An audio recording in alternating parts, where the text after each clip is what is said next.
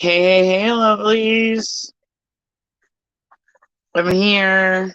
Woohoo. Hey guys, Scrappy's here. Scrappy has made it this week. Woohoo. Feeling better. Yeah, and she's feeling better. Scarlett is supposed to be joining us, so hopefully we have a good little thing going. Okay, so we will as usual be doing our normal. We have weekly guidance. We have moon news, repeated moon news. Oh, hey, John. Welcome to the party. Oh, hey, John. Welcome to the party. Yeah, you might not want to listen to us over there while we're over here talking. Then they're going to repeat us on air. Yeah, because then it'll be like a weird echo. Yeah, it'll be like a weird echoing. Still learning echo. But yeah, so we are going to be doing spiritual guidance. Are you kidding me? Are you kidding me? And they've all fled.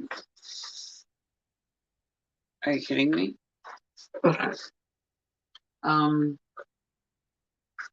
No. Unacceptable. Hold on, guys. I'm having technical difficulties.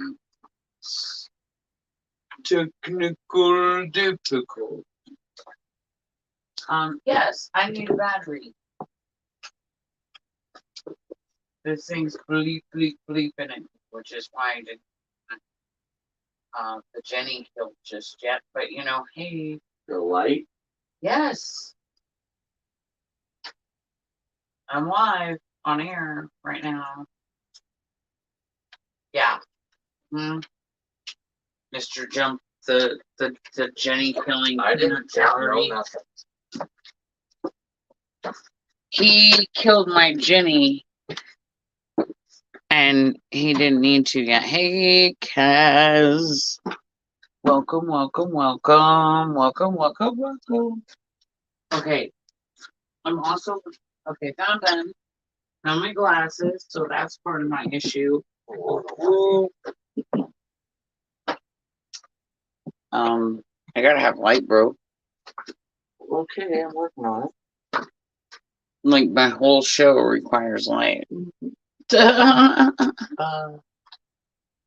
It does though. So don't even start. In the meantime, we can do our beginning segment of Colorado Life with Red and Scrappy. I mean, we're kind of like already doing that in the beginning of the show because welcome to live talk show. We just do whatever we do. Okay, so but Scrappy loves her peanut butter. Okay. I do. She makes it.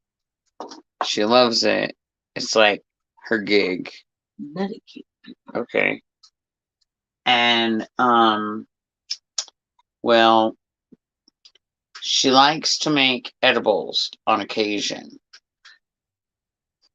Yeah. I'm not sure. I used to make them all the time. I probably shouldn't have eaten her whole cookie. Oh, you ate the whole one? I ate the whole cookie. Enjoy the ride. Hopefully that just helps this whole thing move very smoothly. But she made these phenomenal medicated oatmeal peanut butter raisin cookies for the show. And I mean, we each had one. Me, Scrappy, and Peanut Gallery. So you might hear a little bit more out of Peanut Gallery this evening than normal because, well, Peanut He gallery, ate the whole though. thing too, didn't he? That's not true. I'm going to bed. Oh, you'll sleep good. You'll sleep like a baby. No, yeah. Peanut gallery thinks he's going to bed.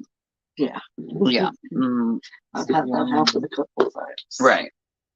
So, oh, we have spiritual message tonight too. And that's going to be about marriage. Actually, because, I've noticed that there's this thing going around Facebook that's like, why aren't marriages lasting like they used to? So, well, we're going to discuss possibly why they're not on a spiritual level that kind of ties into a bunch of other things. We're also going to just be bringing up some of the random stuff going on around our planet and the world right now. And that's probably where we're going to start, since, that's a good place to start when you're in Colorado lifing it.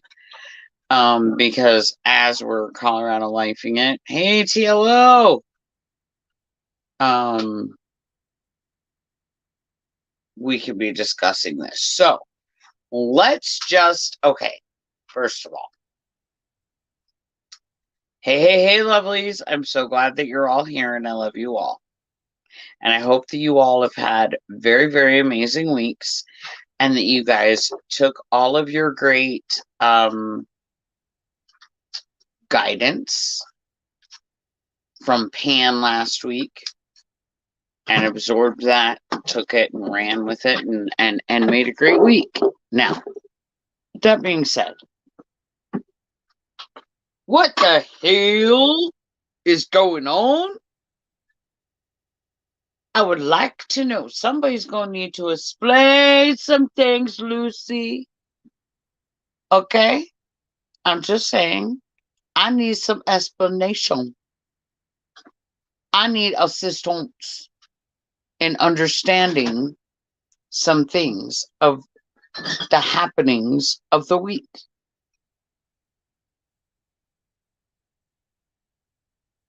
Yes, yesterday was Scarlett's birthday. Scarlett is supposed to be joining us at some point. We're never really sure when that's going to be. Now, people all over the place talking about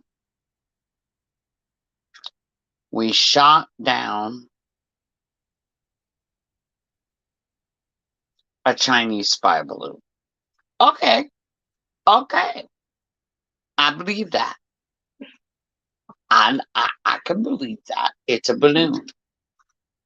Who sends a balloon to spy on anything is beyond me. Yeah. I mean, it's a big white balloon floating around in the sky. Who did you think you were hiding from? Okay? Like, I don't know about you guys, but like, I mean, I guess like that whole like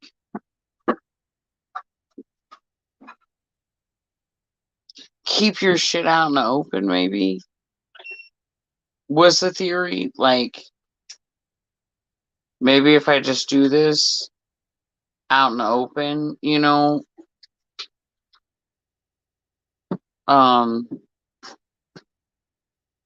I know, right, Kaz? I'm kind of with you. I've heard too many stories too, and you don't know who to believe or keep up with, right? Right. Okay, so that being said,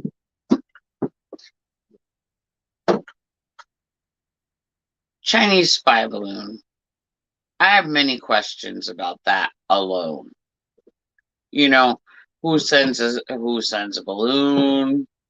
Who did they think they were hiding from? I mean, you didn't even try. Like, you was just like, do, collecting information, do. Don't look up. Don't say anything. Just shh. It'll be fine. It'll all be fine. Okay? No, it's not. It's not fine. Okay, so we shot that down. All right. Cool. Now they're like, all these other locations are like, oh, airspace is shut. They're shooting something down. Everybody's like, they're UFOs. We've been briefed now that they've shot down UFOs. Okay. So which is it, a spy balloon or UFO? No, the other ones. Oh, okay. Right. Yeah, because there was how many again? There's like 6 now. Jeez. Okay, they can't all be spy balloons. Yeah, A. no. B, I didn't see no other spy balloons, but the one spy balloon that they shot down, like everybody saw it. But like they're gonna shoot down like 6 other kind of like spy balloons, but nobody else saw them. Like nobody else physically laid eyes on that. Okay, no, I don't believe that. That's first. Second, now they're like, it's UFOs. We're shooting down UFOs. Listen, I don't want to be this person, but y'all have made me be this person. So, you know, I'm not everybody's cup of tea. Sorry, not sorry. And I said what I said. If you believe that there are more intelligent beings in the world other than us that are coming down to this world in crafts that are extremely technically above us. Okay, way. Okay, because we can't even go to their planet. Right. Okay, let's just make that known. We got shit on our own planet that we still can't even replicate or duplicate, let alone feel like I'm gonna buzz off right now. We'll see when I get to Neptune. Right. See you when I get there. See you in the next universe. Okay. No, we ain't got that shit. Okay. So if you think that these extremely above us intelligent beings are coming to the planet and that we have any ability to stop them, you a whole different kind of stupid. And I'm not even trying to be mean right now. Like, go get a refund for any education that you paid for right now. Because if you think that our primitive, which is what they would be, weaponry or crafts, first, if you think that our military freaking choppers, which is the big, for those that don't know, I will have to maybe find it somewhere on my page and try to see if I can't put a link, but I don't think I can because it was really hard to even get it to do it there. But it is 2 military choppers, right? Right. And they are escorting a saucer in between them. I'm like, if that is not the biggest illusion of safety that I have ever seen, ever presented, it's that right there. Because if you think that those 2 choppers, could do anything to control the saucer in between them right now, you're a joke. You're a whole joke. The saucer could literally go around the chopper. Up, down, sideways. The chopper does what? Okay. That's A. Even if we had our jets out there, if you think that they're capable of keeping up with said technical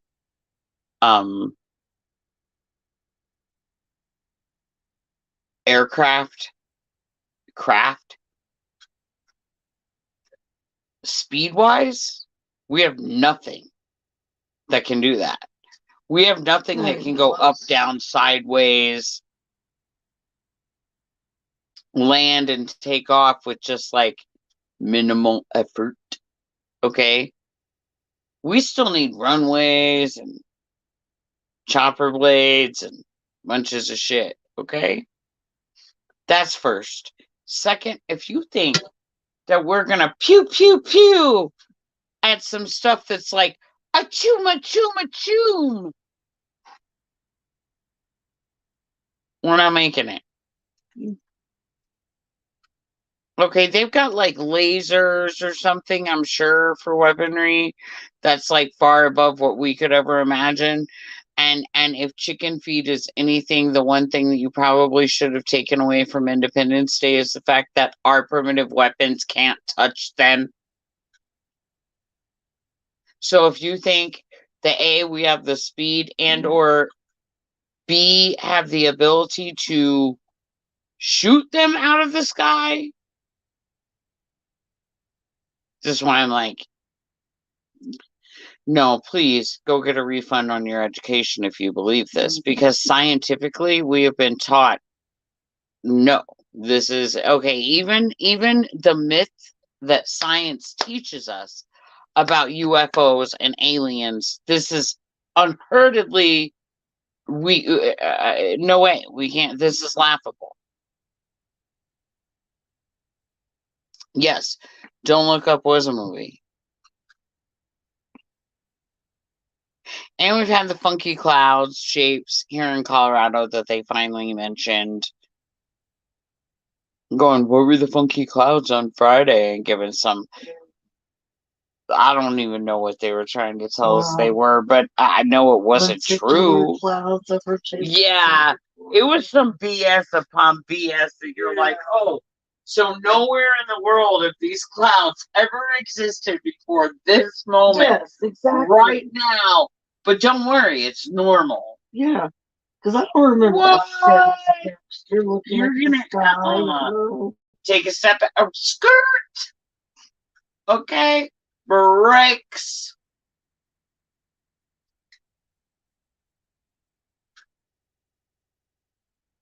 So now we've also had this big rash at the same time. Okay, wait. Before I get distracted on that, let's finish my train of thought with this, because if you think that we are shooting these things out of the sky, you are sorely, sadly mistaken. Because if so, we've already caught a bunch of them. Yeah, if we could shoot these things out of the sky, do you think that we wouldn't have been already doing it? No. Like, and supposedly anything that we have in our possession that is quote unquote extraterrestrial, aka UFO, has come from like it crashing to the planet and not us like shooting it down. Yeah. Okay. That'd be more like it. Yeah. All right. Exactly. See, you dig. Yeah. Okay. No way. Like, no way. Okay. Technically, I agree with you, Kaz, because you're like, none of them are UFOs, right? Okay. But the reason that I agree with you is because I do 100% believe that certain people within ABC alphabet together things, you know, of the government, that they know exactly what they are. Therefore, they're not really unidentified flying objects. They know full well what they are, but we don't.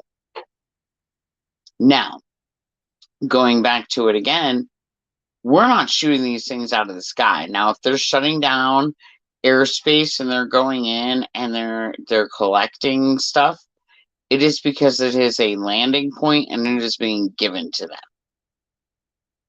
Or they are greeting things.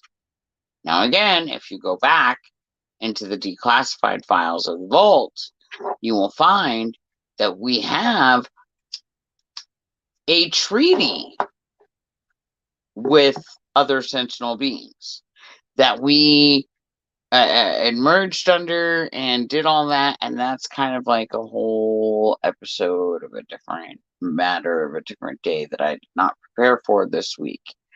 I have done episodes on it, and you can find them actually still on air in places. And yeah, so that's going to be kind of a thing too.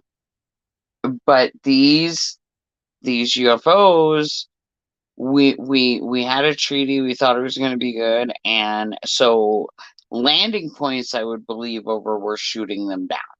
Now, that being said, we've also had this rash of like, oh my God, chemical spills. I did watch that movie. Okay. So Scrappy's talking about this movie, right? It's White Noise. Anybody else watch that? I'm going to give everybody a minute to answer this white noise question. We're going to see. Oh, yeah. And did anybody else see the thing where they're now talking about invisible asteroids crashing to Earth? What? Yes. Did I hear yes. Right? You. Invisible asteroids. Yes, ma'am. Yes, wow. You fucking heard this correctly. Now they're like, oh, they're invisible. Now they're invisible. They're invisible now. The asteroids are invisible, so it doesn't even matter if you look up, you won't see them. They're invisible. Bye-bye. Somebody sent the invisible cloaks up to the asteroids in space, y'all. But yeah, okay, funny notation on the side there. They're heading it in about the invisible asteroids, because that's like a thing now that they're trying to sell us on.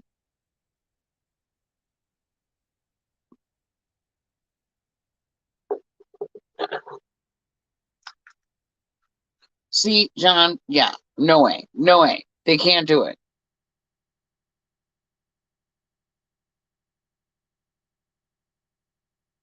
See, okay, and TLO, that is an excellent freaking point right there. I love that point. If we were shooting down UFOs just pew pew out of the freaking air, we would be under such a massive attack right now. Yeah. We would be, they would be coming at us from everywhere. That would be like some galactic, we have broken some really big shit. Like everybody and their brother from every planet is coming for that ass. Trust and believe.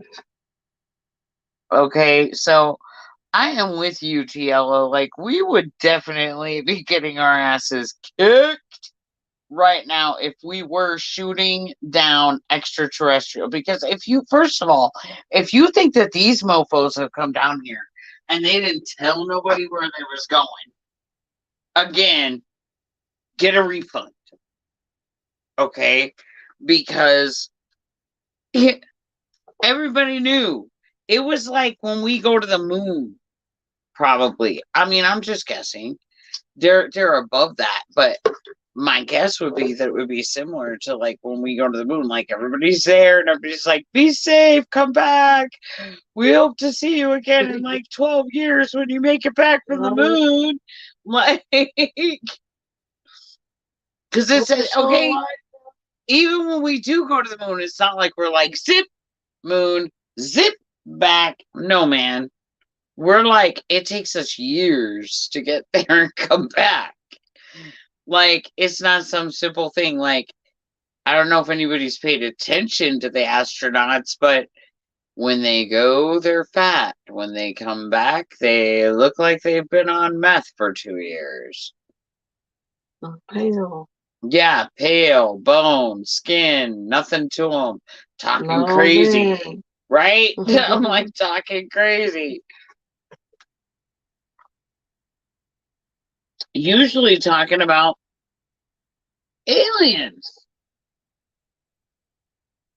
And we're told they're crazy. So, I mean, somebody's going to have to make up my mind.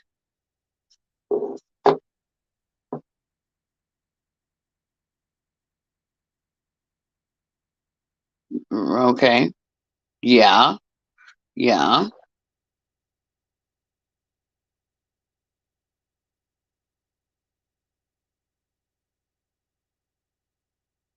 Oh, really? That is interesting, Kaz. Very, very interesting. Yes. Now, these chemical spills. Did anybody watch that movie White Noise? You did. Kaz has seen it. And or are you saying yes about the the invisible asteroids? Because you're like, yes, it read, and then right after that, you're like, asteroid can't destroy Earth. So I'm just saying, well, if it's a large enough asteroid, though, it could totally destroy us. I mean, if it hits us and even actually makes us off balance in our axis, and we start spinning outside of our gravitational pull, that alone could be the end of Earth. Right. But yeah.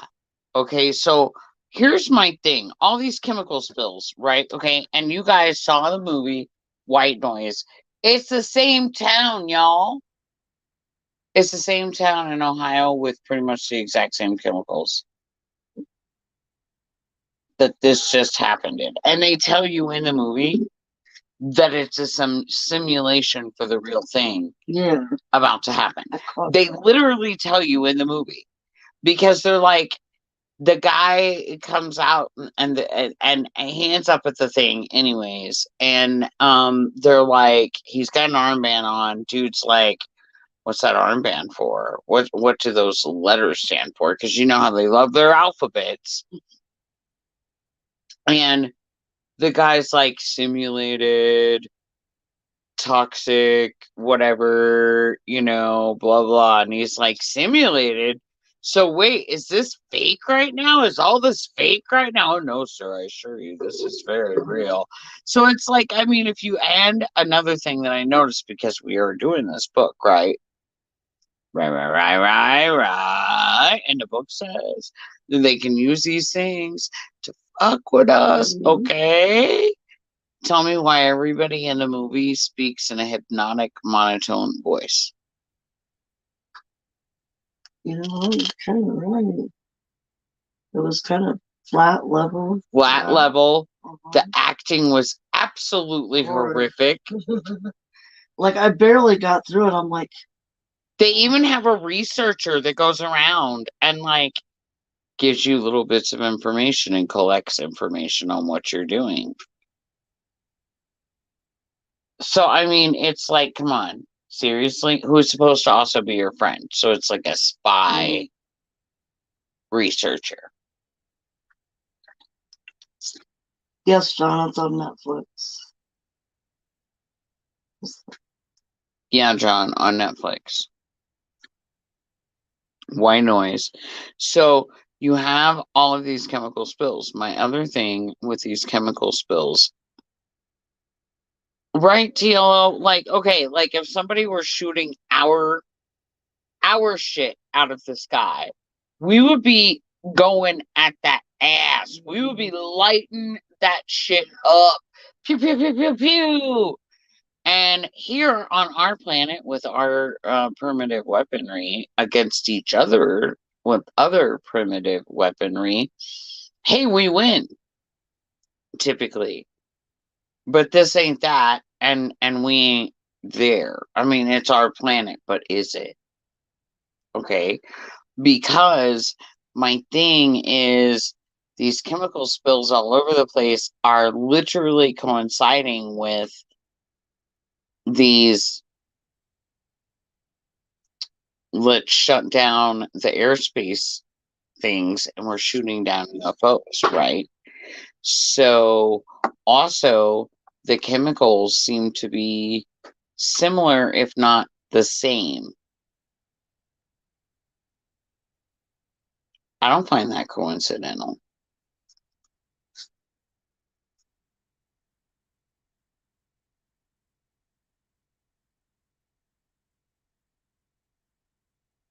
And so that being said, like, I don't find that coincidental at all.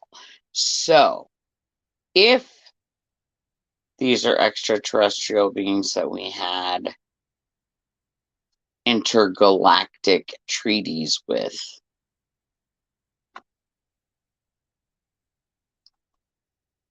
we agreed to some things.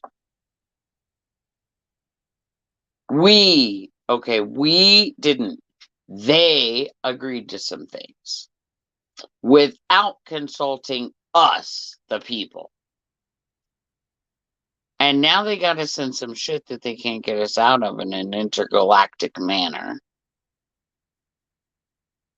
And now we have sentinel beings that are landing. So again, we need to ask ourselves a few questions. A, why have we been so conditioned to accept being invaded by extraterrestrials? We've also been made to believe that if they come down here, it's good. I'm kind of like, Not necessarily. if they're so We're fucking technically up the planet. advanced and they're coming to this planet, I don't think it's good. I don't think it's for the good or for the people. Okay? I don't think we should be excited about it.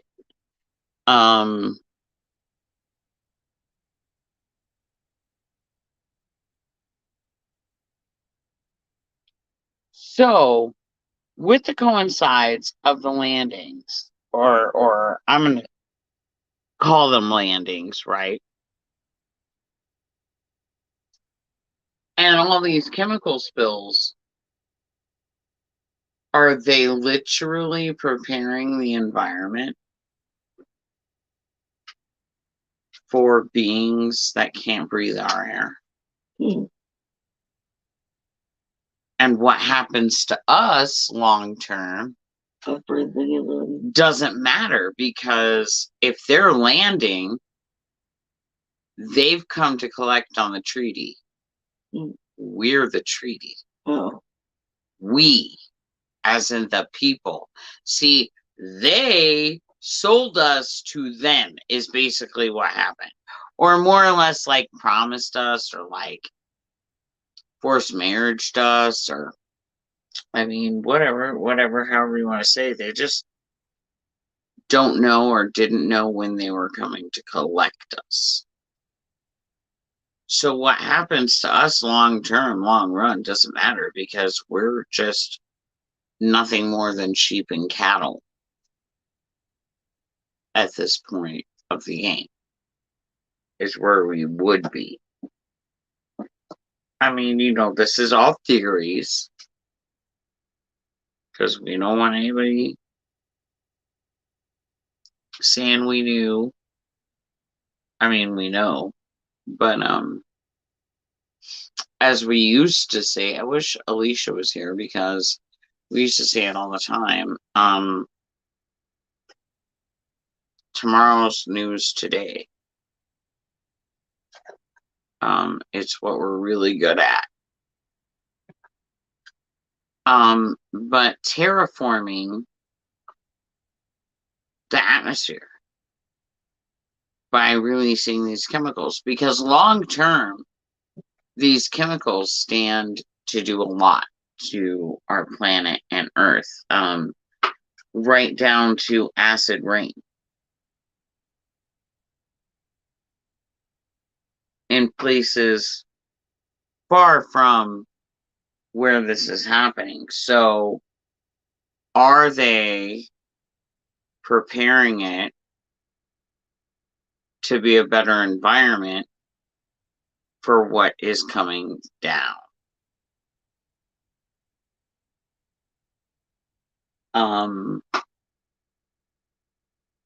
Plausible. Not saying it is, but I'm not saying it ain't. Because someone's gonna have to prove some somethings to me about some somethings. Because I do not and will not ever accept that we can know. How do we even know? How do we know where they are? Okay, how do we just randomly know where these UFOs are to go shoot them down because nobody's called them in or said anything about them? People have just shown up in their little military whatevers and shot them down. Bullshit! I ain't buying your bullshit. Ain't is buying it it. scare tactic then, or Well, I mean, there's plenty of theories. They at one point they said that they were going to be staging a whole like alien landing. Like that was a big theory that they were gonna like stage an alien landing and like a hostile alien takeover. And I mean that could be what's going on. It could all be staged. Yeah. It could not be real at all. But I mean, what we're gonna see is the aliens have come down. Yeah.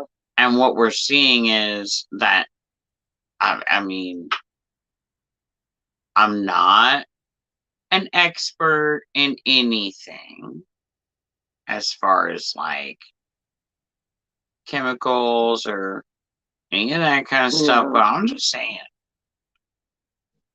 We're shooting UFOs out of the sky, quote unquote, and chemical spills are randomly happening, and they're seemingly the same chemicals to cause the same types of environmental reactions. So I see terraforming. Environmental terraforming. And what exactly is terraforming? That would be that they're basically making the environment suitable for something else. Okay. Right.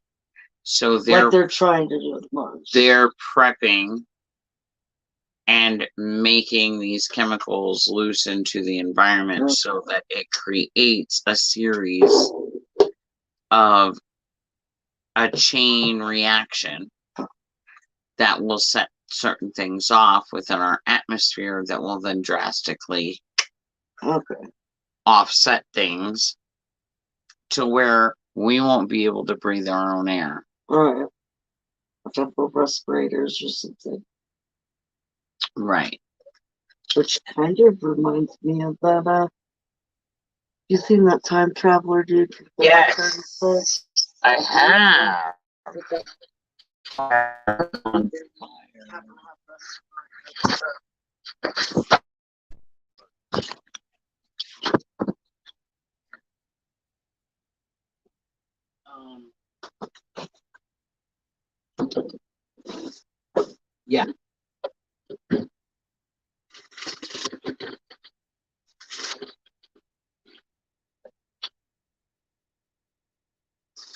Yeah. I really do think that they are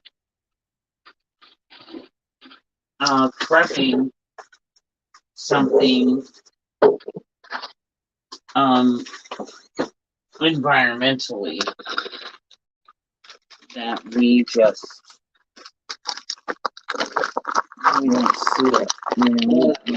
We're not gonna see it. I gotta put my phone on some like cold stuff because it's like hot. Oh man, it's so hot.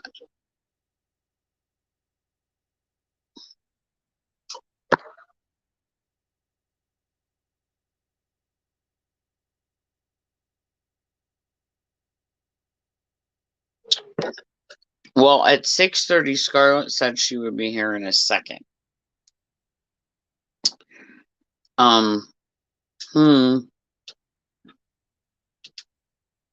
That was at 6:39.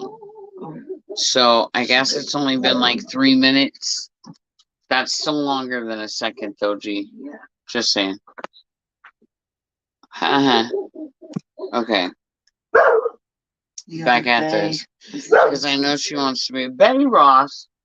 Every episode, you gotta find a way to put your big lips in my stuff. She has to be known.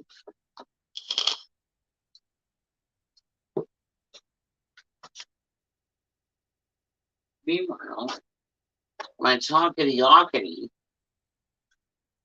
has said nothing. But I still don't understand how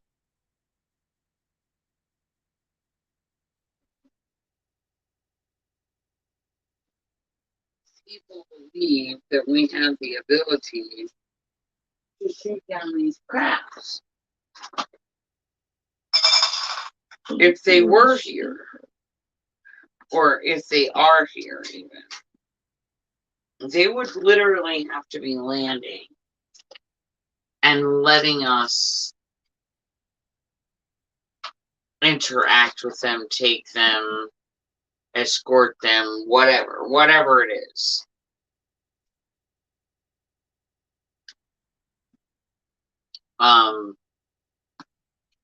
Because there's just no way that we have rolled up and been like pew pew pew and we're taking your shit. Yeah. And you're coming with us. right, you're coming with me. Like, no. No, and bring that No. with you. Now, if they rolled down here and they were like, achoo, achoo, achoo, and took our shit and were like, you're coming with me, I would believe that. Okay, I would believe that they've come down here with their little zzz, wavy little lighty things and they're sucking us up into their little spaceships of hell. I don't know what's in there, but we'll just say spaceships of hell because that's what we're told. You know, I mean, Paul tells us that they don't probe everybody and that he doesn't know why everybody thinks that. However, I'm still like, I'm kind of with Paul though on his version of it. Paul, Alien Paul from the movie Paul. Oh. Heard of that one. Oh my God, you have to go watch And Paul. I watch a It's lot Seth of Rogen. Huh. Seth Rogen is Paul, the It's alien. just called Paul the Alien? Yeah, it's just called Paul. Oh, just called Paul. There's not Paul the Alien, it's just Paul. So check that out. And half of it happens right here, yo. Wow. The being on the highway. Oh, the Cosmic Highway? Cosmic Highway. Because the two nerds, alien nerds, are going around all of America for all the alien sites like Area 420 and all that. Yeah. Or I said 420. Ha ha ha ha ha ha ha. We have an Area 420, guys. Okay, it's not crazy. We do. They do have that though. The Watchtower with the bed and breakfast, but they change it. You know how they change shit slightly in movies, right? Yeah. So they change it slightly in a movie, but the bed and breakfast from Cosmic Highway is in there, and that's where they pick up the girl, the Christian girl. Yeah. That's like aliens can't exist, and then she sees Paul and but they literally pick Paul up back by the sand dunes in the like government area. Yeah, I'm gonna have to check that out. Okay, so anyways, that all being said, I'm with Paul with this. If you guys understood how like above you we are in intelligence and you think that we're sticking things up your buttholes, you are sadly sorely mistaken. We don't probe anything. Right, we don't like your butthole. Yeah. So I am with him on that. I would agree. I think I would. But then again, it's a point of entrance. Sure. Into the body that is very easy, simple. Right. And invasive. So is the mouth. You get my booty hole? Yeah. But I mean, you don't remember it either. So, do you know what I mean? Yeah. I mean, they suck you up in their little laser if you watch Hollywood, right? Right. They suck you up with their little laser. They take you up there. They stick all this stuff up your little bunghole. Right. And do all these tests, and then you come back and you don't remember anything. You're just like, la la la, live my best life, like never been taken by aliens ever. Do do do do do, like, and that's if you had a good alien experience. Right. If you had a bad alien experience, then you went, got all that stuff done to you, and came back and went, I remember everything, and it sucked. They stuck shit on my bowl. So recommended. 0 stars.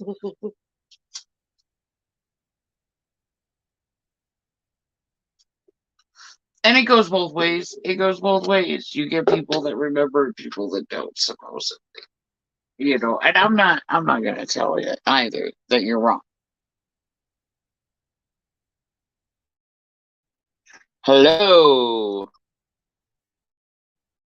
So, yes.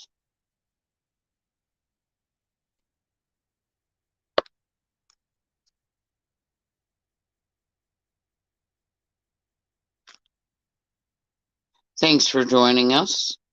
Hope that you're having an awesome night at work.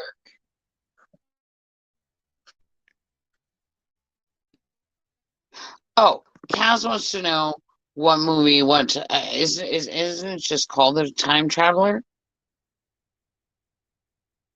I think it was called The Time Traveler from 3036. Hold on, let me look it up. She's gonna look it up for I've you, seen it a few Kaz, times. and let you know. Yeah, we'll be wearing respiratory masks soon. Yeah, see? You know, Kaz. You know. You want it. Well, they're saying already that near the site by Ohio, the birds are dying, including the backyard chickens and the regular, the chickens. Confessions of a Time Traveler. Confessions of a Time Traveler, The Man Kaz. from 3036. From 3036. And I believe it's on IMDb and YouTube for free. There you go. Thank you, Scrappy. No problem.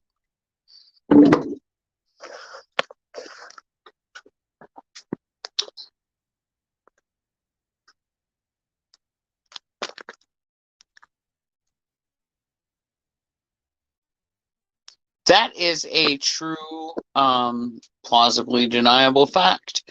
But yes, I would agree with Valiant Thor says that there's been so much secrecy and disinformation over the last 100 years that it's become impossible to prove anything in the face of official denial. And that's really what it is, because everybody's still like, trust the government, they tell us the truth. Lies. Lies, manipulation from their lying liar holes.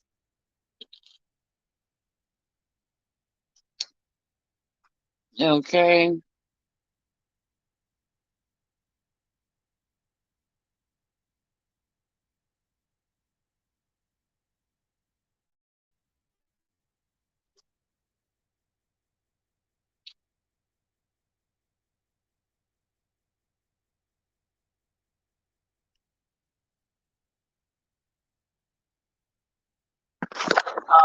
There's lots that they won't say.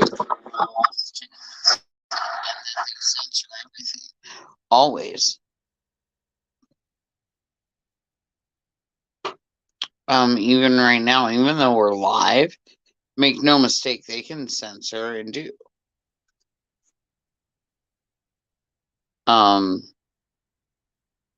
That's just how it is. Lies and manipulation.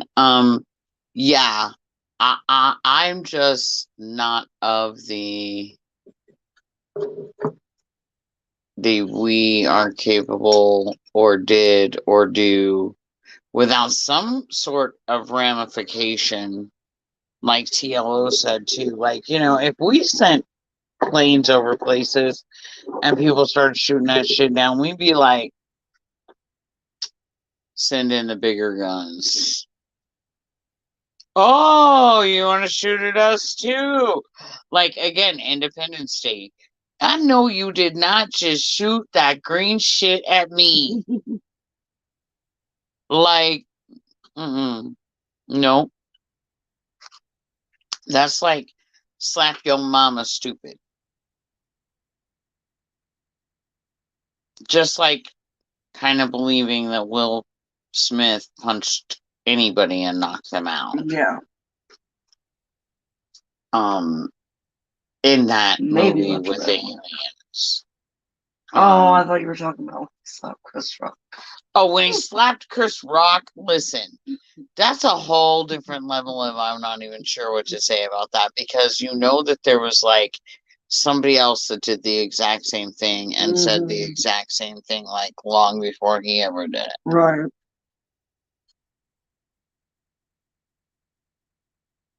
And so I don't know if it was a stunt or what it was, but not acceptable. I know that for sure.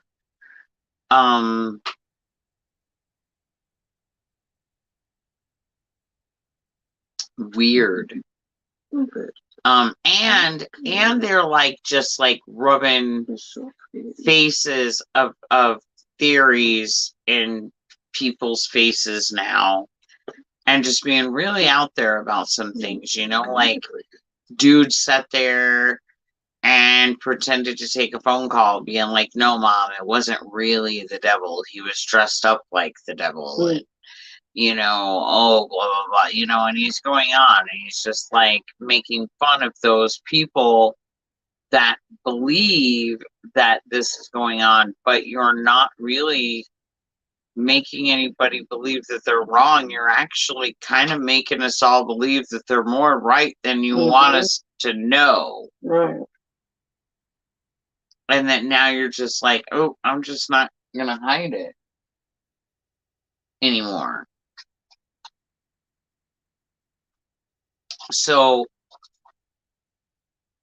like, and there's been like a lot of things about the adrenochrome thing and all of these other things that have gone around, again, all theories, and I have to say all theories because otherwise they censor us.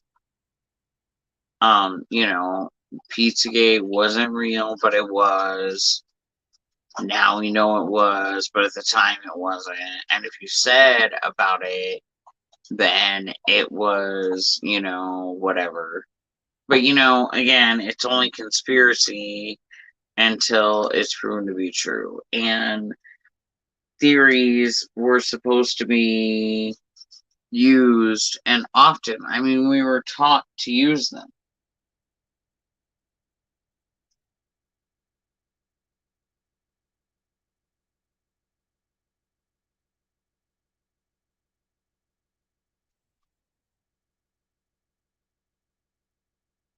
Yeah, it's pretty hot, Ellie. You're right. Check this out. Yeah, it's got the dogs kind of just chilling. Yeah, like, I don't, it's pretty warm.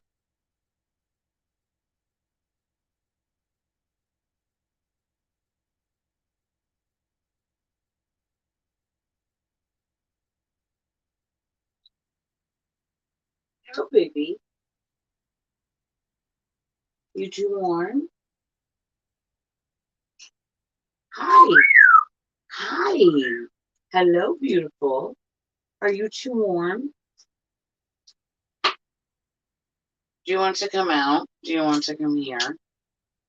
See, my thing is, though, if you do this, then you might not go back in, and then I'm in trouble. I'll say Jason's out, isn't he? You got Mikey that could help you. Hmm. So you got Mikey that could help you, though. You said he's good with you. Hi, baby. Do you want to come out? Do you? You want to come out? No. All right. I can respect that. You very clearly were like, no, not right now. I don't really. I'm good. It's awesome. So let's just bring you. Hmm.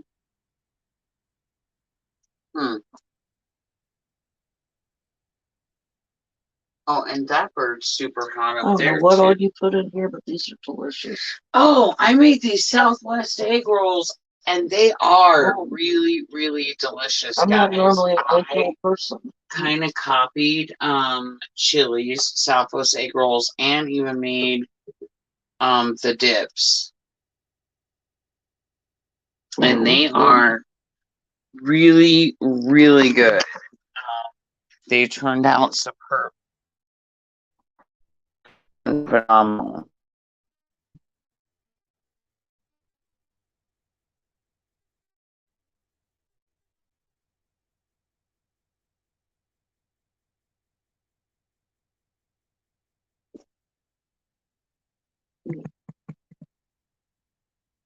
Now, we've talked all about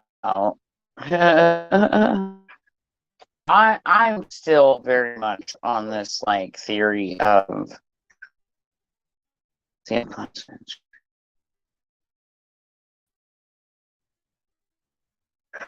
yeah, absolutely.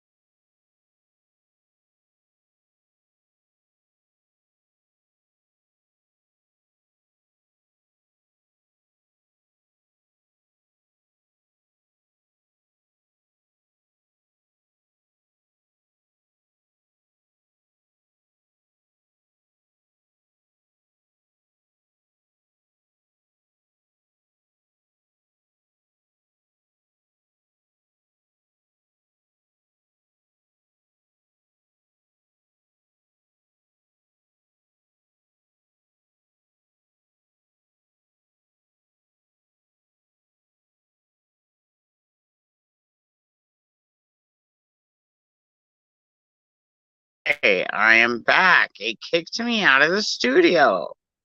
I told you, they're always listening.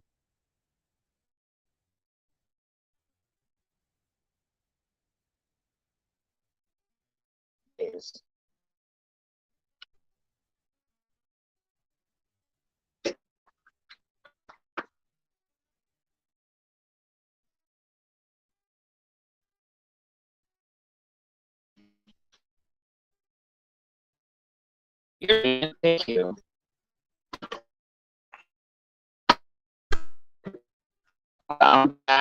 We're back. Sorry about that. Again, technical difficulties. Spurring from I don't know what, but yes.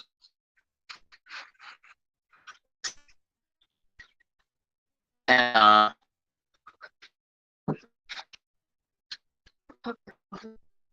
so yeah, we just it's don't do that.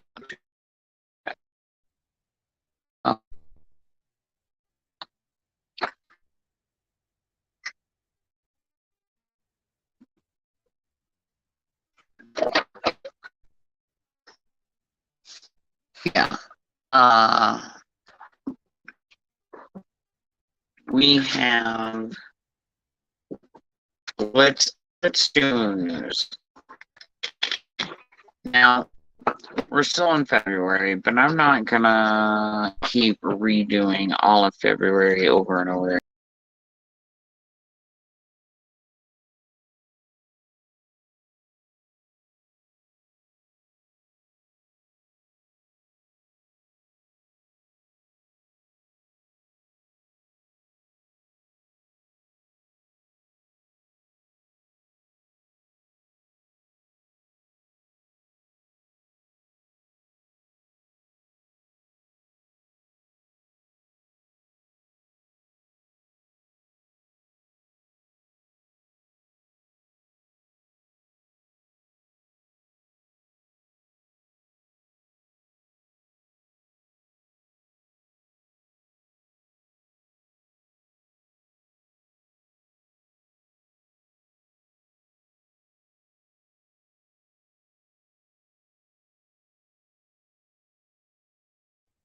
Wow. Again, it has kicked me out of the studio. I tell everybody else something. But I'm back again. Am I here?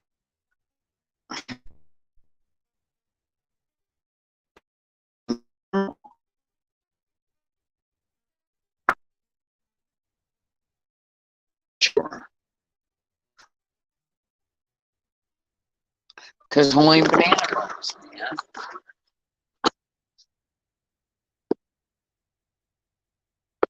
Yeah, was them taken care of, but because they were panting and overheating. They don't like the topics, John.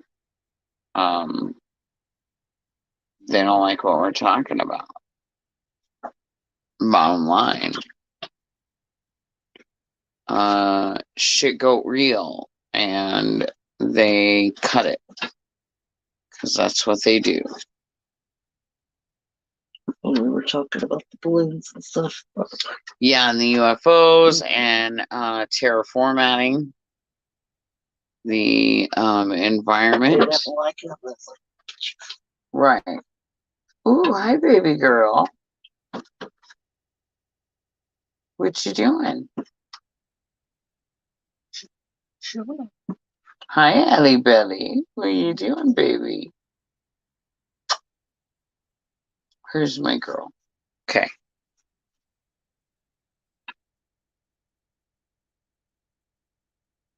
That's fact Mm-hmm. right there. Okay, so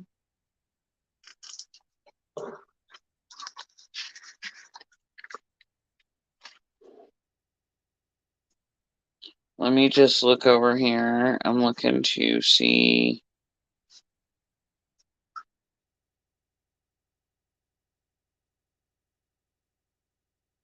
You know, February's still riding out that Twitter pated romantic vibe.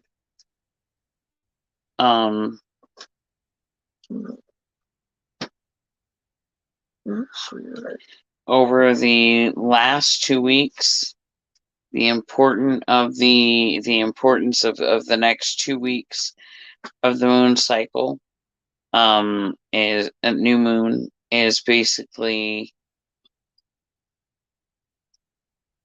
to on the 20th of February is when the new moon is. So once we hit there, it's going to be romantic vibes, but in balance. And don't forget to complain and get that out of your system just as much as you're counting your blessings. Peace in the romance with your lovers. Stop worrying, especially the single people. Have permission to have fun. And with that and your friends, you might find romantic love. However, it's setting everything up to align things pretty well. Still should lead to the financial windfalls stemming from all of your work from 2022 and feeling accomplishments. You're unstoppable. Advocate for yourself for the next 2 weeks. Assert yourself accordingly. If you need help finding your voice, it's going to come with some assistance in the March full moon and that moon cycle. But for the rest of February, we're just going to continue on and keep letting it shape into a professionally really great year for many of you out there. Now for March's full moon, which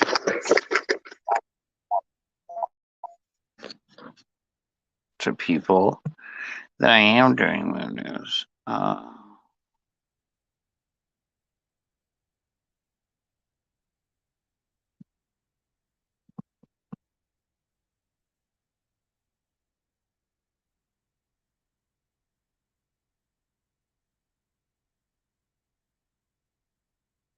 And next week we'll have April's moon news.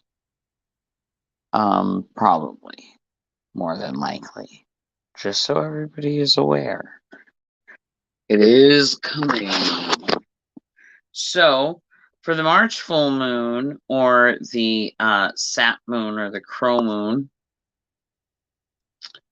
it's time to accumulate and collect on fulfilled promises that should be rolling in from February and the new moon cycle. And this cycle is going to ride out that emotional romance and renewal of relationship vibe. You're not going to be led through techniques to find balance with, or you are going to be led through techniques to find balance with everyday functions, routines, physical and spiritual, health and infinite disorder, and the call for order. You need to remember that spiritual selves more in this moon cycle is very important. And that there's going to be some sort of a crisis situation. It can range from a Jiminy Cricket consciousness kind of crisis to a sudden realization of what we lack in life kind of crisis. However, it's going to lead you on a path of immense opportunity, and it's going to allow you to explore emotionally needs in context of your household. So still reminding not to lose sight of and continue forward with the balance between work, service, practical, and impractical. It's going to lead to illumination between criticism and acceptance in your own experiences. However, remembering this is still a very emotionally driven moon cycle. So all of these feelings that we're mentioning now and before are emotional revelations bursting forth into the consciousness. So you are going to find that over the next 2 weeks of that full moon cycle, people are about to learn what you're about right now. And you're going to have to find a way to release these things from your system. I've explained the feelings were coming. You cannot repress anymore. You're going to have to find balance, and you're going to have to do it with great caution. And you have to be careful to remember that not everyone is particularly prone to rational thoughts or feelings right now in this highly emotionally geared moon cycle. So,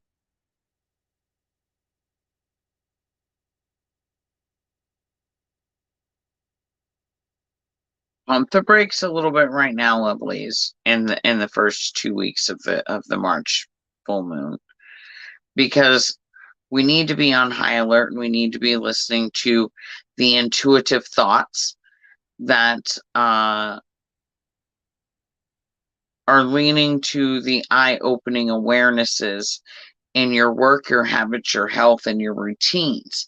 The worm moon is the final full moon of winter, right before spring equinox. The vernal equinox is March 20th, and this is the start of spring equinox and will carry you through the last part of March. The moon cycle leading into April's pink moon vibes that will be on April 6th over all of the March moon cycle is still carrying those heavy emotional needy vibes, but in a good and hopefully very lucrative and fertile way. With this crow moon leading us into astronomical spring and the end of the astronomical winter. The new moon in March will be the 21st, and it will start towards that April energy. And the worm moon will not be setting Easter's date this year. The pink full moon of April is going to be doing that this year. So this is no compromise feeling, and it's going to lead to action taking, and it won't be fooling around. And that need for safety is going to be directly linked to order and clarity, still with high sustaining emotion. So that need to get those imperfections cleared and maybe be more self-tolerant, declutter a little the chaotic and disorganized things. Not a good time for surgery, so don't do that. And remembering that all of us are not in control and our expectations may be too much, and that trusting in our universal consciousness and allowing it to do what it does without question. Be faithful. This moon cycle to yourself and others, as well as your spiritual and physical, you're going to see the need for the spring renewal and the cleanup. Lovely. Things get so winterized, cluttered, and disorganized, and we don't really notice. So remember that your to-do list will start rolling with need for order and rearranging, keeping in, and balance. Work smart, not hard this year, guys. That should be your motto. And the reboot feeling that you're going to feel is going to be very strong in the last 2 weeks of March. And you should take heed. So just keep on living, lovelies, and roll with it. That's what our moon news looks like for March. So good stuff, good stuff.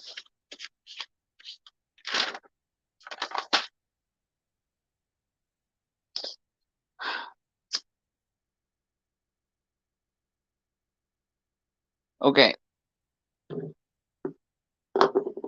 Let's do. We're okay before we do weekly guidance, because we're getting there. But before I do that, there are no new updates right now on Fukushima. Okay, no big surprise there, because why? We have like our own Fukushimas happening all over right now. They're everywhere. If you pay attention, you know, all these chemical spills are just like mini freaking Fukushimas. To keep us off, maybe to keep us off of that one. No, they're not trying to keep us off anything. I really believe that all of these chemical spills happening right now across everywhere is literally prepping our environment for whatever the fuck has been landing and coming down. I mean, that I believe that. Most people are probably not gonna buy that. Mostly because they don't want to. Right. And that wasn't in the movie. No. You know, and now that we brought that up, that will be a thing. Watch. You know, everybody said watch the movie, but then that wasn't in the movie, you know. So that's not happening because it wasn't in the movie. Like You gotta make your own originally we learned that chicken feed, which is what we call the type of movie that we just watched. Okay. According to FBI files and CIA declassified files that we have read in the vault, they do this form of chicken feed. Okay. It's on media, radio, any of these things, right? Mm-hmm. Okay. And you know, like the movie itself, White Noise is all chicken feed. Yeah. Independence Day is a lot of chicken feed, I believe. Yeah. You know, but they put these things in movies and they call it chicken feed. And here's why they started it. They started doing it, I believe it was back in the 60s. And I could be incorrect, but I do believe it was back in the 60s.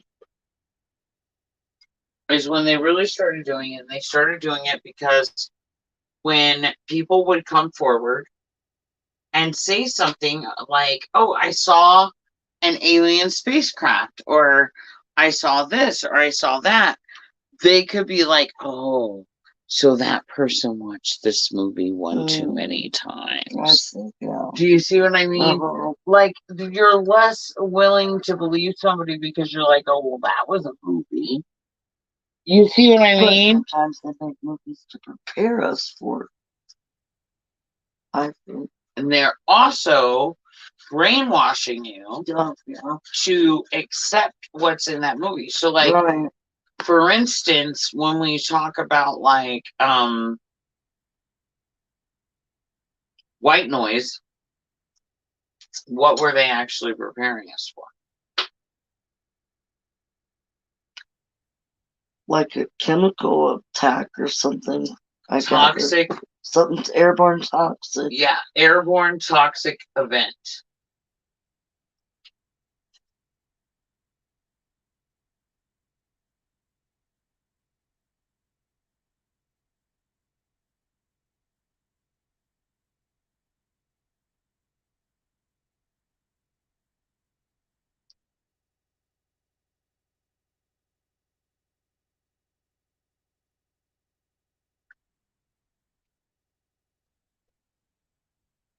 I'm scared. The heavy whipping cream looks weird.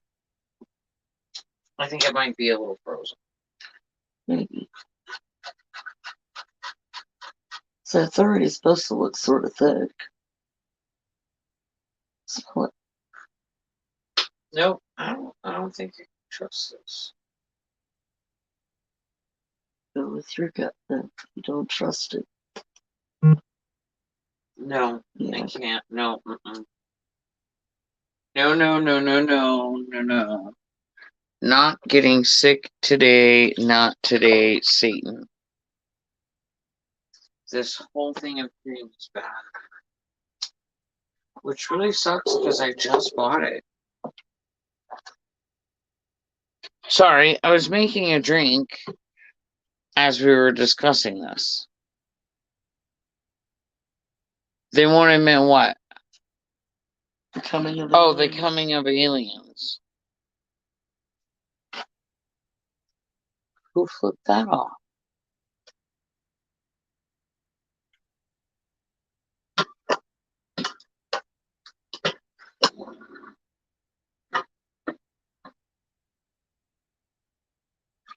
How bizarre.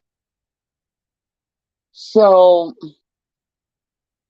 when you look into the declassified files and all that kind of stuff, they tell us about all this. And that, they call it the chicken feed.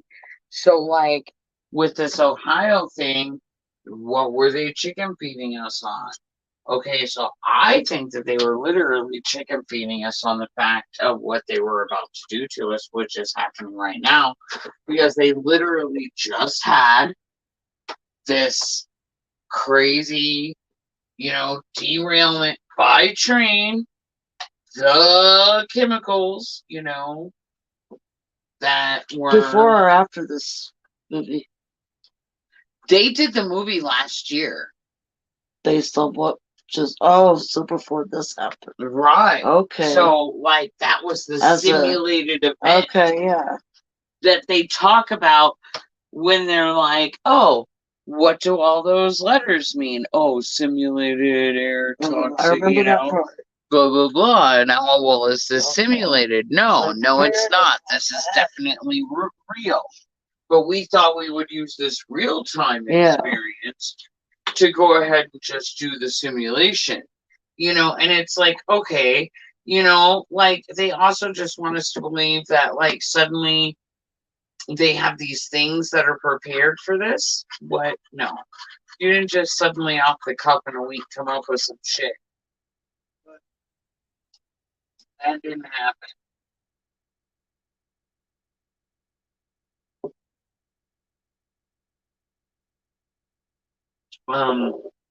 I don't believe that.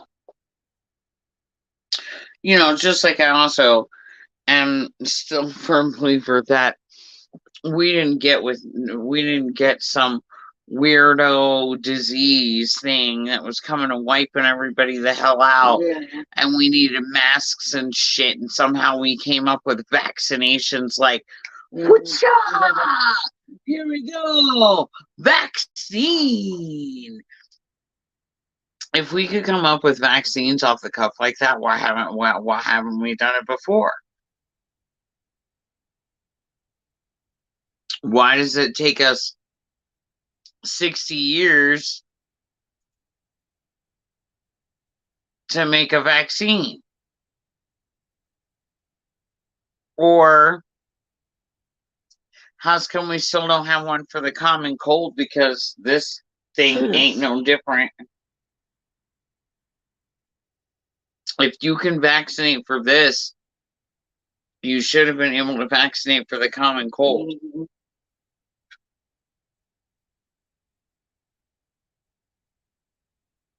And the fact that we've been dealing with it so much longer than we've known. But yeah, there's no real like update on any of the Fukushima stuff, because like I said, we're kind of like living in our own Fukushima land right now.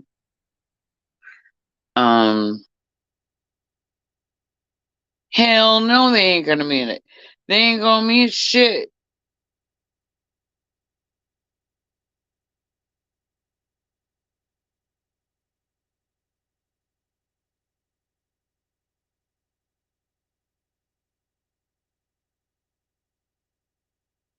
So, like, yeah, no, they ain't gonna admit nothing. They never admit nothing, homies. Never. Plausible deniability. It's a thing. It's a real thing.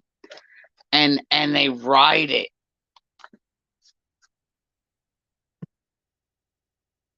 They ride that horse until it becomes a dead pony every time. Every time. Now, we all remember last week, Pan came forward and gave his great little, message, fertility, everything's going to be your Midas touch. That pan flute, following the leader kind of a thing, or learning your leadership skills and role.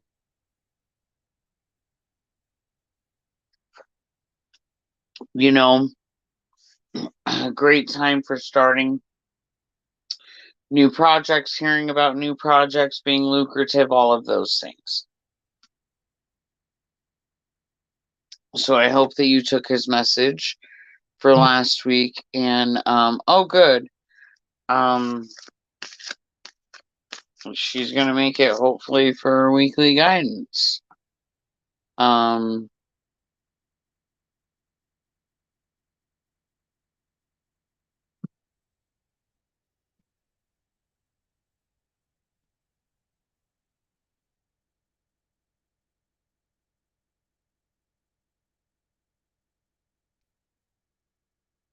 we'll see. You never know with this girl. She be all sorts of cray. All right, so let's do the weekly guidance for this week, shall we? I don't really do a whole lot with these cards, guys. Like, and you can ask Scrappy when she's here and she watches me. Scrappy actually enjoys my pendulum dowsing more than my card reading because, well, my pendulum dowsing is pretty. If you've never seen anybody that can do pendulums, it's pretty jaw-dropping to watch to begin with. Right. Because again, you don't have to ask your question out loud. The pendulum And will you're not answer always you. answered immediately. Right. So people can't ever say that I like,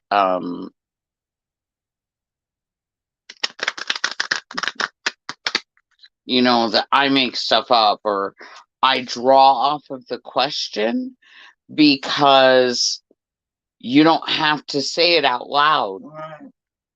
and the pendulum will still answer you. It feels your vibes and what you. And yeah, and it's the same with my card reading. You don't have to ask any question out loud, but the cards won't answer what you are asking, as long as your energy is focused on it. And you know, I do oracle card readings outside of the show. My prices are listed.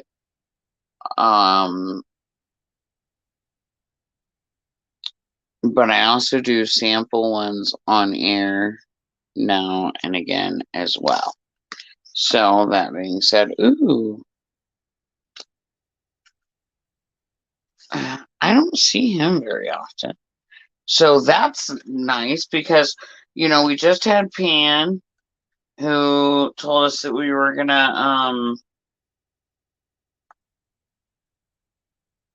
you know, be starting new projects, and being fertile, Midas touch, everything going your way, right? So now this week we have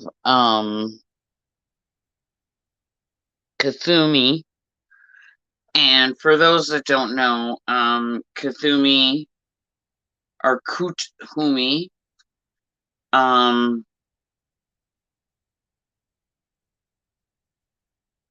he was around in the 1800s. He was the founder of Theosophy, and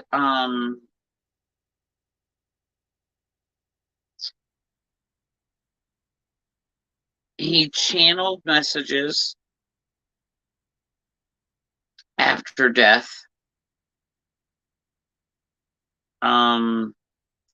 But we asked him to come forward for motivation to focus upon priority and divine life purpose. And his message is to stay focused. Huh. Isn't that interesting? So this is a reminder that you want to stay very focused on your intentions, your desires, your priorities. Don't be distracted by the short term, the situations, the dramas, or other people's demands. Make sure that you're devoting time towards projects, priorities. No distractions. Say no, so that you can see the long-term results.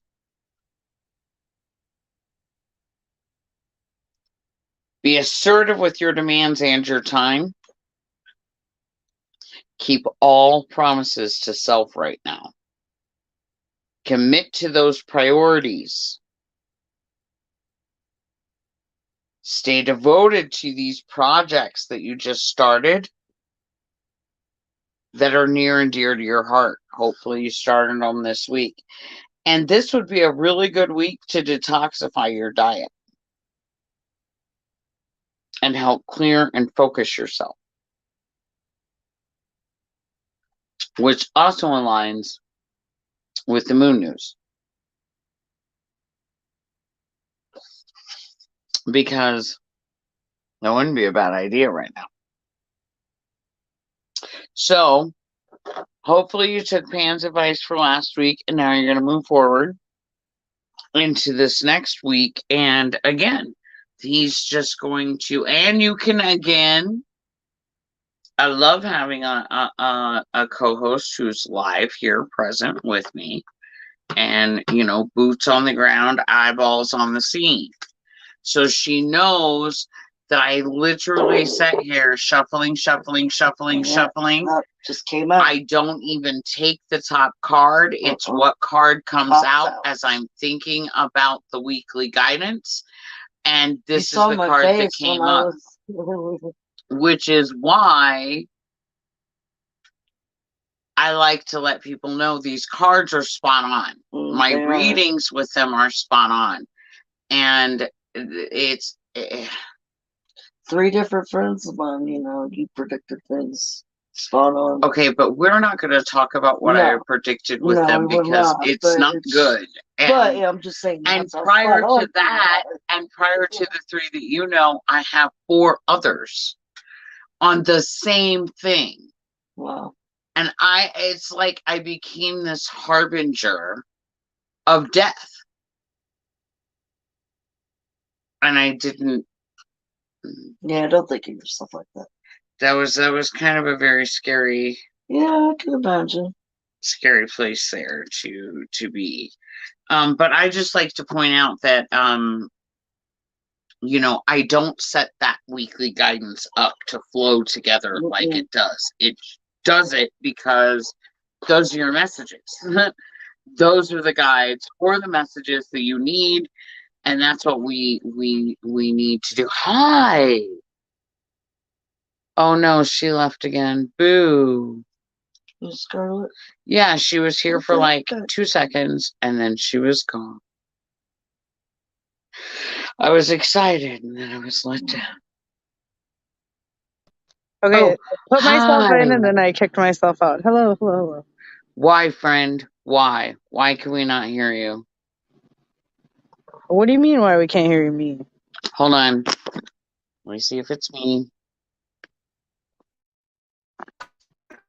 That's what I want. Give me a second. I'm sorry. Media output. More controls. Media output settings. Where's my thingies?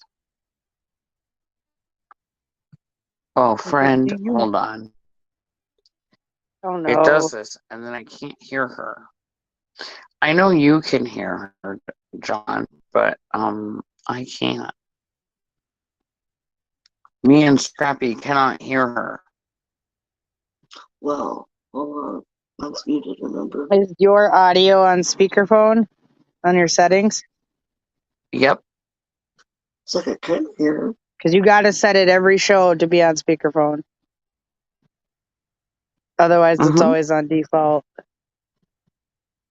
Oh no. It does this, and then I can't hear her. If you hit the 3 dots more, hit settings, hit audio. But I can't. Me and Scrappy cannot hear her. Audio. Yeah, it's on my. Yeah, it's working fine, but you got to make sure it is on speakerphone. Your settings have speakerphone. Yeah, she can hear. It's just for some reason when I am in the studio with you, it doesn't let me hear you.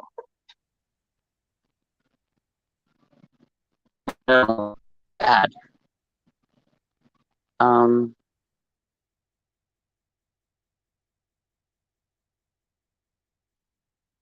I don't know why it does this You just got to make sure the settings are to on me. speaker.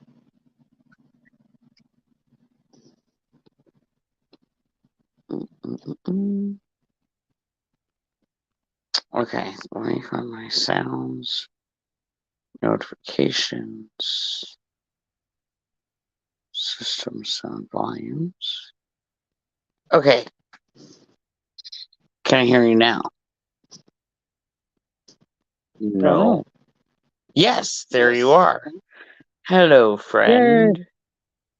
Hello. And okay, so when you come into the thing, Yep. this is what it does, apparently. So that you can remind my stoned ass sometimes when I don't remember, right? Me and Scrappy over Right. here.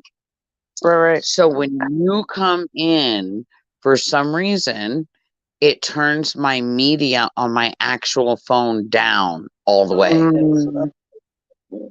And I have to go in and turn you up. It's so I literally have no volume of you at all, Oh, right. but of everything else. Ah. That's it. That's like. Makes sense. And now I'm coming back in here. Whoop, whoop. Okay, cool. I'm trying to So find my earbuds. we have talked about a whole bunch of stuff that you've missed this evening. I'm sorry. I might be able to use them.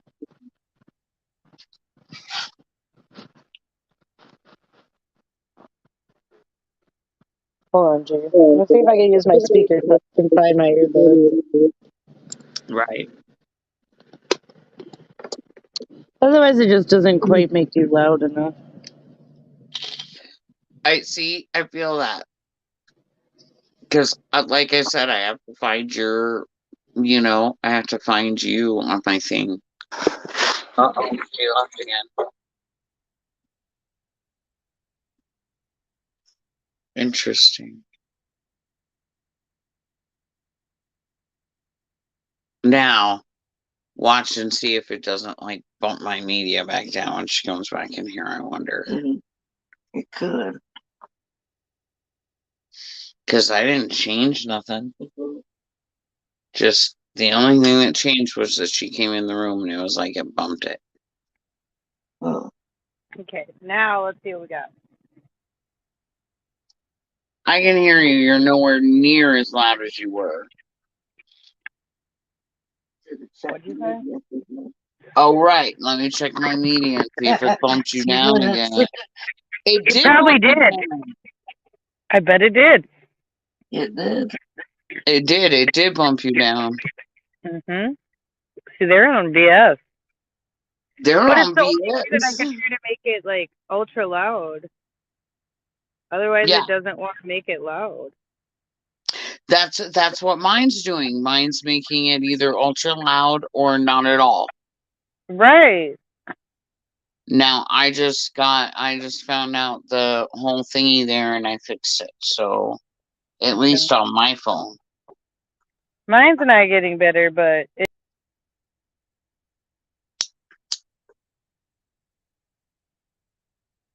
I'm sorry, buddy. But you did make it for oh, she's gone again. Okay. So let's move on with the spiritual stuff for the evening because we still have to get to the book. And I please not where Ellie can get them. That would be No, bad. that's like someone. Right. Ooh, she said, ooh, I bet you did. I know she was she had finished her birdie sentence, but yes, it was ooh, I would love to tear up that cardboard. Yeah. Uh-huh. Who knows you every day? I know what. My girl. That's my wing girl. right there. She's so random with her stuff. Ooh, I love her. Love her. Okay, so Scarlett and I had been talking, and I'm like, with her birthday and everything, and somehow we got on the topic of marriage and things. And there's been this thing floating around Facebook. I don't know how many of y'all have seen it or whatever, but it's like, you know, one of them just like asking question type things, you know. So the question is just like, why aren't marriages lasting like they used to? And it made me and Scarlett start thinking about some things, and we started kind of tossing it around a little bit. So we're going to talk a little bit about those things. And I'm going to start over here.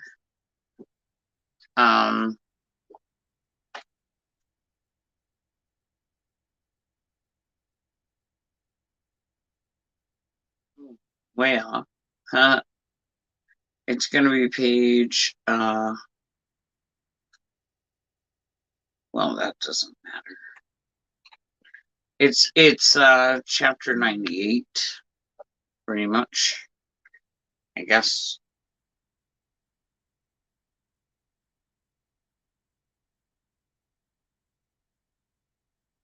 Well, that doesn't align.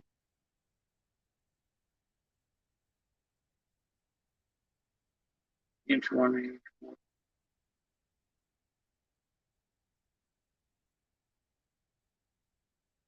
How bizarre. Oh, I'm gonna stretch out on you, buddy. Up, Thor. Ridiculous wolf rugs. He's a soft wolf dog. So I'm talking about you for. Sorry. Okay, so let me find, because that did not align at all. Somehow I did not write down the correct information there.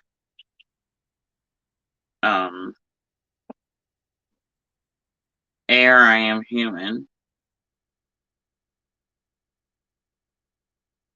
Because the page number and the chapter number were definitely not of the, oh Lord, now she's got mini-me. This woman is just looking to not come back. No, they love me. She's like, they love me. So, okay, chapter 98. You know, like I literally have my leg on Thor. Thor, you're ridiculous because you know she hates you and you hate her. Don't bite her. Don't be nice. You were biting her butt. He's biting her butt. Thor. Tell me butts going No. Leave her alone. Be nice. That's really pretty girl. He's not biting. It's that wolf nibbling. Yeah, but you know, if he gets away with it too long. Now, Don't get carried away. chapter 98. The law forbids adultery. But in the eyes of the law, adultery is an overt act, the satisfaction of the sensuous self outside of the marriage bonds. Now, marriage in the sight of law is but a promise made by man and woman by the sanction of a priest who live for I in harmony and love. Now, he continues on to say here that no priest or officer has the power from God to bind two souls in a wedded love. What is a marriage tie? When a tithes the church was money you pay towards the church or something. That's your tithes. Oh, not the same thing. Ties Oh, and tie. objects. Wrong word. I am high. We're talking about tie of marriage, ties. So what are marriage ties? Is it compromised in what a priest or officer may say? Is the scroll on which the officer or priest that has written permission for the two to live in marriage bonds? Is it the promise of the two that they will love each other until death? Is it a love of passion, subject to the will of men? Can you pick love up like you would a gem and lay it down or give it to anyone? Can it be bought? Can it be sold like sheep or cattle? Love is the power of God. It binds two souls and makes them one. There is no power on earth that can dissolve the bond. I don't even think you can hear me, but if you I can. can't. He's Hi. back. All right, there we go. You're low, but I can hear you. But I bet you. It probably kicked me out again. No, it definitely kicked you out for a while. Well, I had to figure out something. Right? I feel it. It's okay. Well, it's being There you ridiculous, so I are. had to hook up my my workstation thing. So Right? it was boo. So we were craponies. Son of a bitch. We are doing the marriage thing Oh, okay. right now. Because remember, I was telling them that you and I had just been talking. And hello, Pam. Welcome to the party. Hello, Pam. That you and I have been talking, and then it had come up too about that whole wedding before the your peers and stuff, and Right. looking it up and getting in there because that question's been all over Facebook. Right. Yeah, no, absolutely. So that's where we're at. And basically we have Jesus telling everybody that the bodies may be forced apart by man and death, but in a little time they'll meet again. In the bond of God is where you find the marriage tie. All other unions are but bonds of straw, and they who live in them commit adultery. The same as they who satisfy their lust without sanction of an officer or priest. But more than this, man or woman who indulges lustful thoughts commits adultery.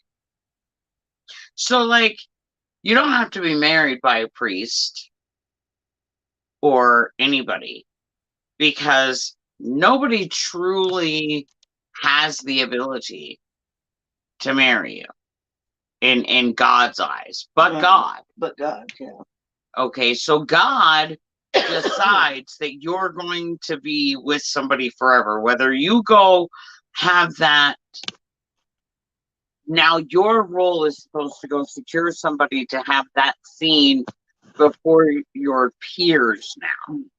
It's Right. not for you to actually have a marriage bond. It's for you to tell everybody else that you've been granted your marriage bond. See, we're doing it wrong. Big surprise.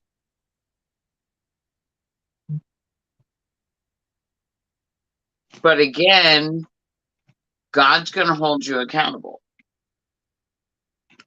Well, that's true. I mean, If you're not He wrong there. grants you that marriage tie, you're going to be held accountable.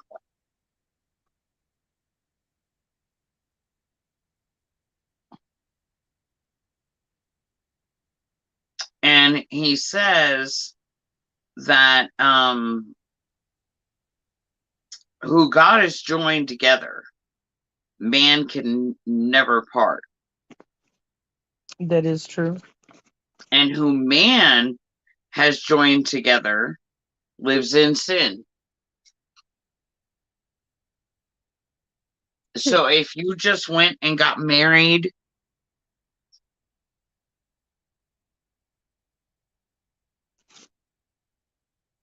Well, that's what we were talking about, like these state marriages, where like marriage has been taken over by the state, but who are they to do so? right,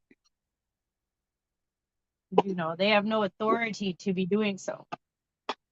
right, exactly. And that's what Jesus is telling everybody here. Right. And he says that upon a table of law, the great lawgiver wrote, "Thou shalt not steal." Before the eyes of law, a man to steal must take a thing that can be seen without eyes of flesh, without the knowledge or consent of him to whom the thing belongs. But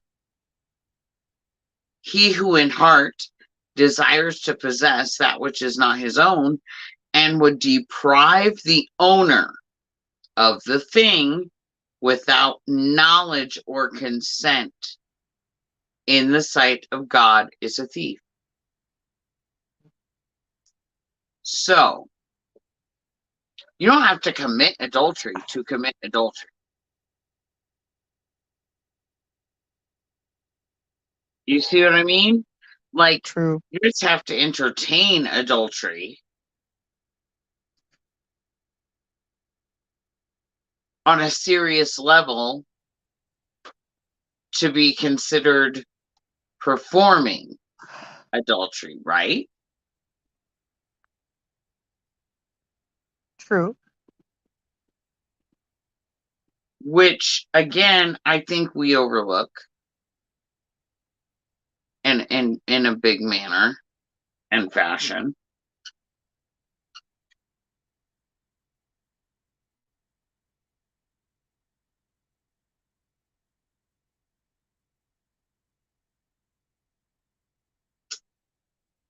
So, you know.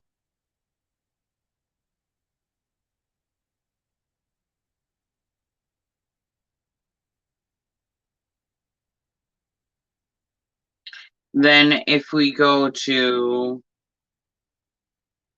oh man, I hope this aligns this time, because I wrote some crazy shit in my notes over here that don't match up, and I don't know what I was writing about for this,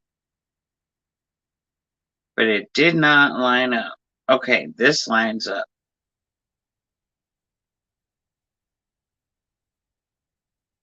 And Jesus said to Pharisee, or Jesus taught, a Pharisee came to him and said, "Is it lawful for a man to put away his wife?" He was answered, "You should know what says the law." He replied, "The law provides that man may divorce and put away his wife." Jesus said, "The hardness of the hearts of men induced the giver of the law to make provisions such as these. But from the first it was not so."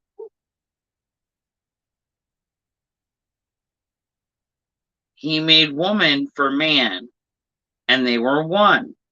And after he said, man shall leave his father and his mother and shall cleave unto his wife. They are no more divided. They are one, and they are one flesh. What God joins, man cannot part.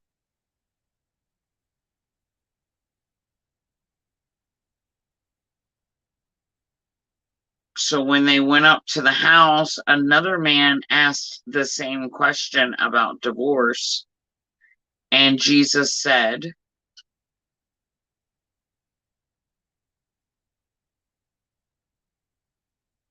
and then he gave the higher law of marriage and life. Whoever puts his wife or divorces his wife, except that she be a courtesan, and a courtesan is an adulterer or hooker or, So the only reason that God gives is that faithfulness thing. She must be a courtesan to divorce her in the eyes of God.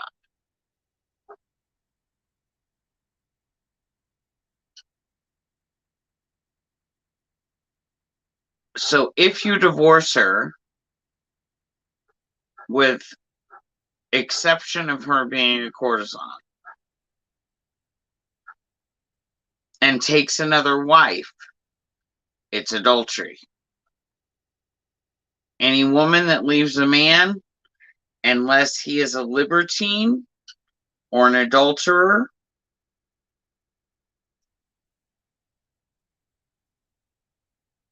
and then becomes the wife of any other man, is committing adultery. Thomas asked what adultery was. Jesus answered, the man who harbors lustful thoughts, covets any woman not his own wife, is an adulterer.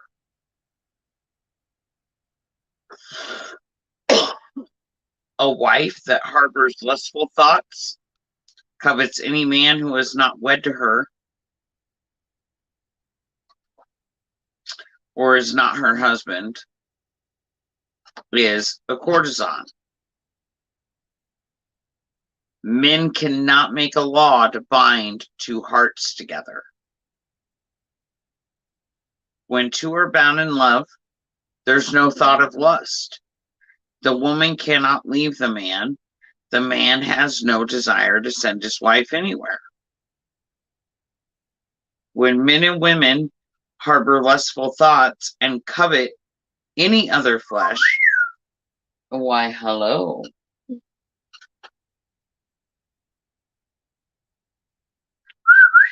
She says.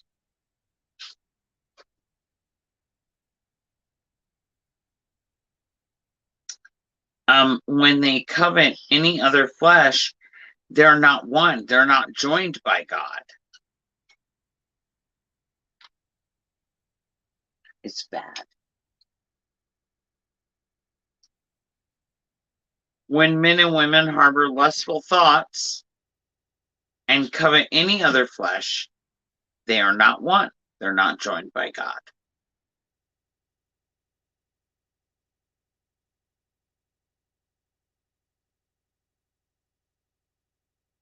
Philip asked if there were few that God had actually joined in marriage bond. The answer from Jesus was, God knows the pure in heart. The lustful men and women are but creatures of the lustful self. They can't be at one, nor can they be at one with God. And it's not well that men should refrain from taking on themselves the marriage vow. Nathanael asks, and Jesus answers, men are not pure because they are unmarried men. The man who lusts is an adulterer, if he has wife or not. He said to all, Some things men know by being told, while other things they know not until they open the gate of consciousness. So what is mystery to you being spoken now, and that you cannot understand, someday you will understand. And Enoch is a man who does not lust, but some men are eunuchs born, and some men are eunuchs by the power of men, and some are by the holy breath, who makes them free in God through Christ. He who is able to receive the truth that is spoken will receive it.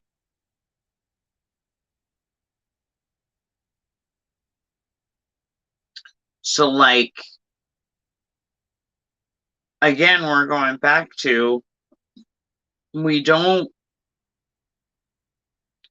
see the same amount of marriages lasting because we don't look at commitment the same way anymore.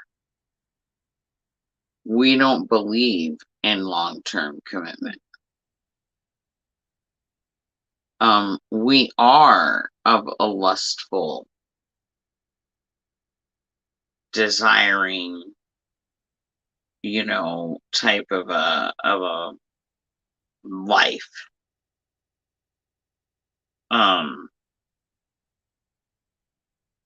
So I think oftentimes we just we don't know.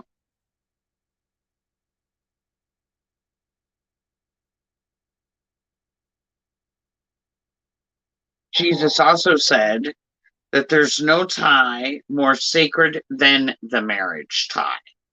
The chain that binds two souls in love is made in heaven, and man can never sever it anywhere. The lower passions of the twain may cause a union of the twain, and a union as when oil and water have met. And then a priest may forge a chain and bind the twain. And this is not marriage genuine, it is counterfeit.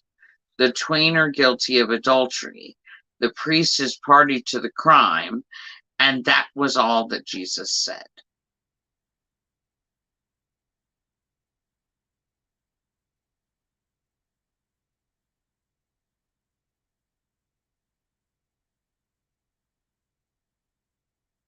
Hank is being obnoxious and trying to knock everything down right now. Okay. Shit.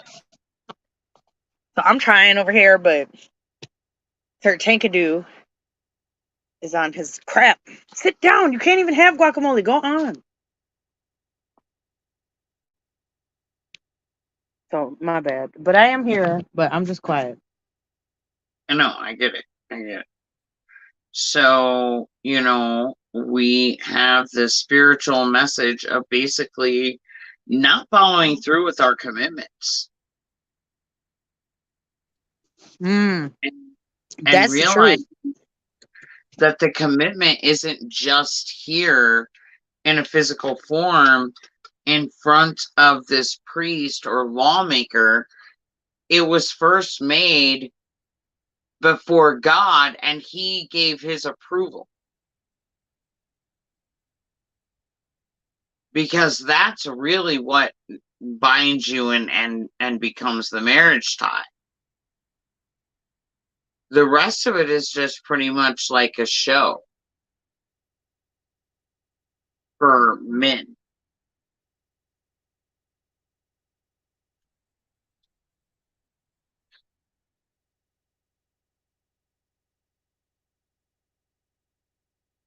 That's true. And like, dang, I'm gonna choke, die. Okay, anyway, if I can make it through this show, shit. It goes again back to the state.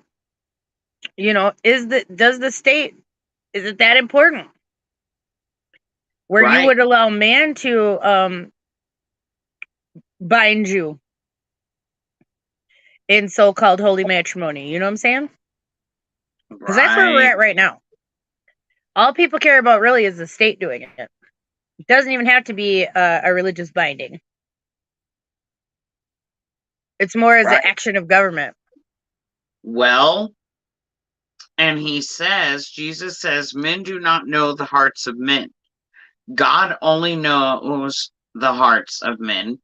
And when the day is done, he may reward with life the man who fell beneath the burdens of the day, and turn away the man who was the idol of the hearts of men. See?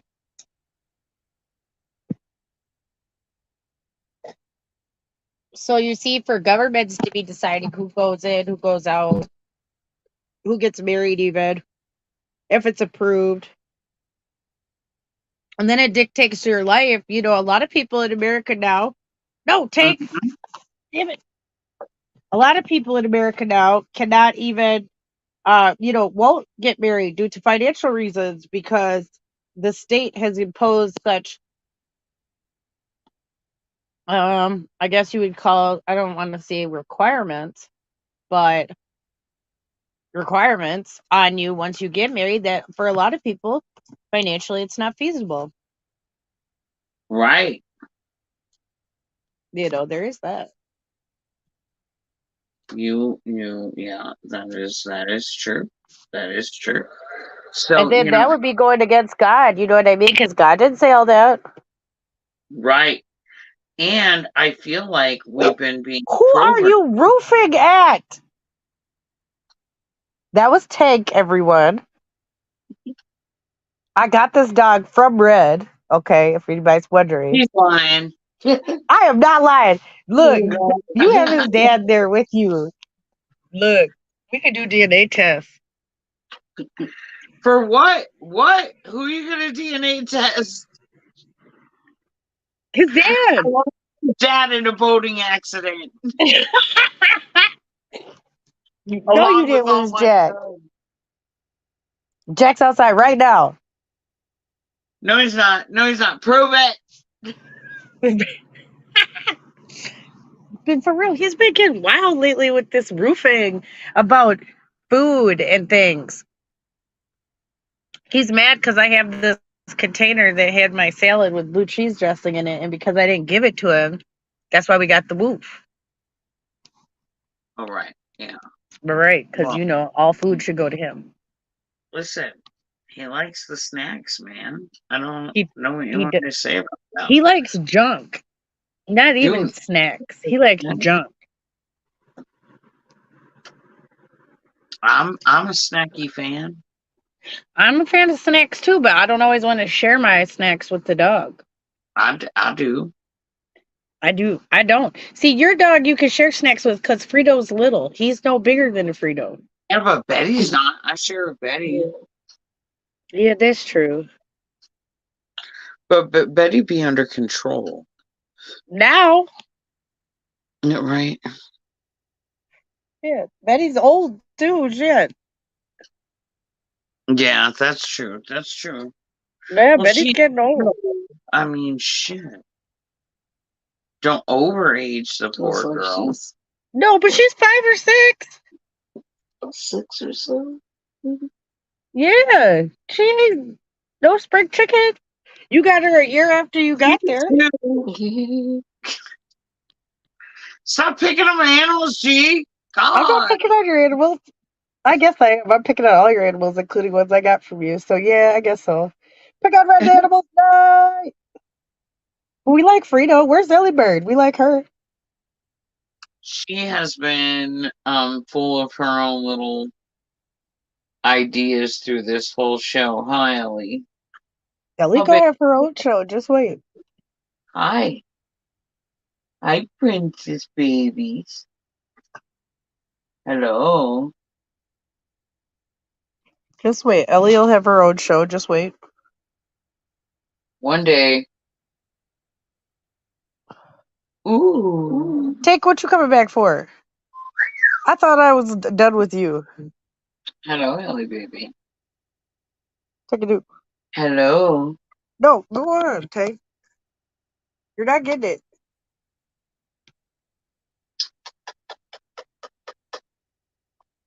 Go, Dad. You hear him calling you. Oh no. Earlier tonight, she was out and I was making dinner and I came over and I gave her the kissy face and she crawled all the way down and she came and she wouldn't stop kissing me. It was great and scary at the same time because it's like, are you trying to bite my lip off? Or are we just getting a kiss? Okay, it's a kiss. Score and win.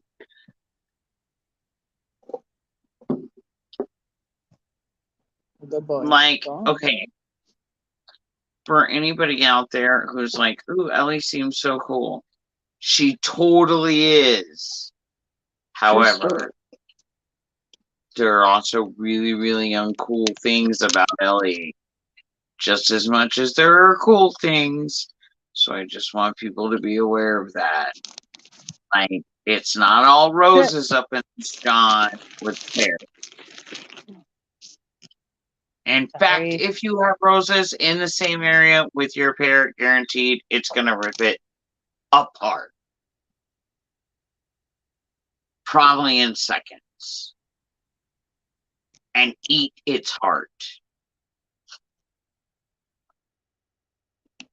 Because pears are vicious.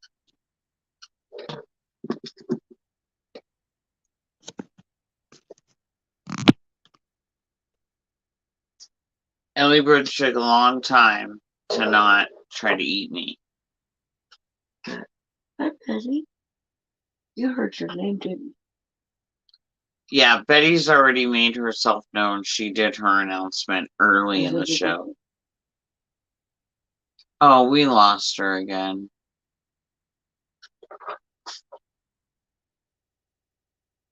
We lose her all the time. They just boot her for whatever reason. Yeah. I don't know why. So,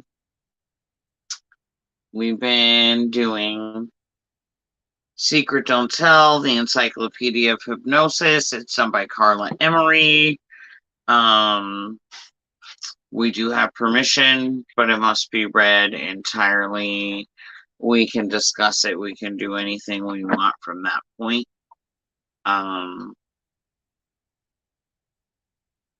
So we have been deep into a case study on Candy Jones, and she's actually been the very essence of everything that I have always tried to describe with the yes, baby girl.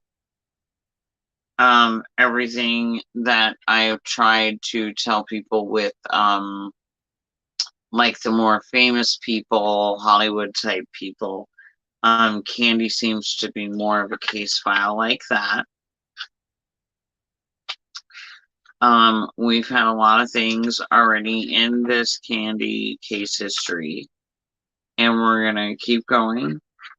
Hopefully we get through the rest of her case history, and we can get into part 2 of the book, which will be a partial history of U.S. government mind control and research.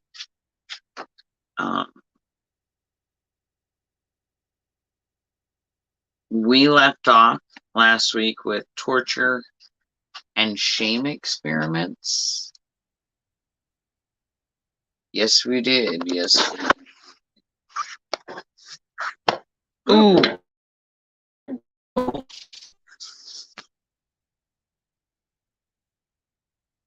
Night, John. Have a good one. Thanks for joining us.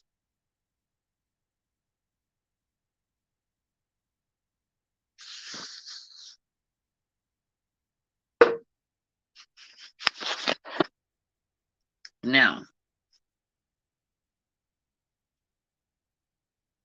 two main centers of activity in Candy's CIA messenger job had been New York, where she lived and worked, and San Francisco, where she flew to get her treatments, transformations, and assignments from Jensen. Now, Jensen began a series of experiments which were carried out in a third city, Taipei, Taiwan, presumably by cooperating Republic of China agents. They tested the hypno-programmed courier's behavior by mimicking her capture and interrogation by an enemy. The experiments tested how well her hypnotic amnesia withstood cordiality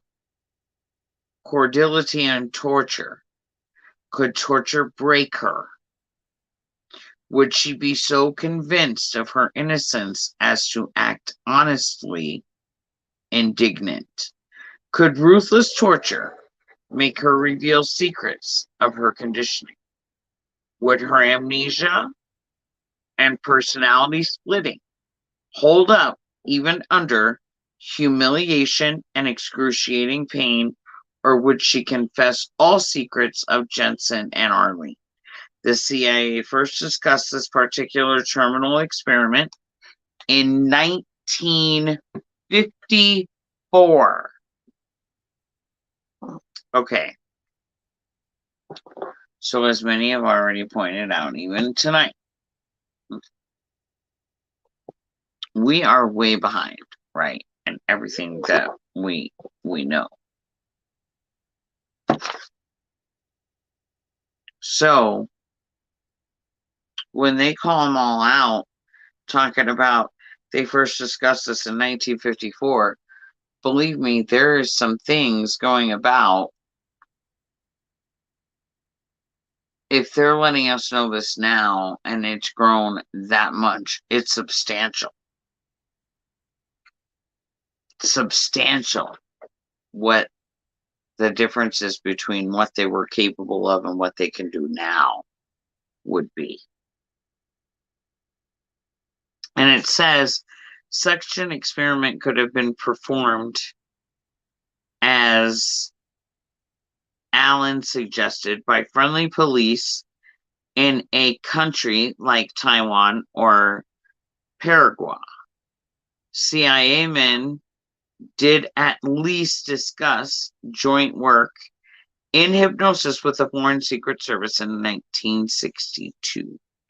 John Marks made that statement because a document proposing the foreign experiments, which Candy had already described, turned up in 1978 among CIA papers he obtained by means of his Freedom of Information Act lawsuit against the CIA.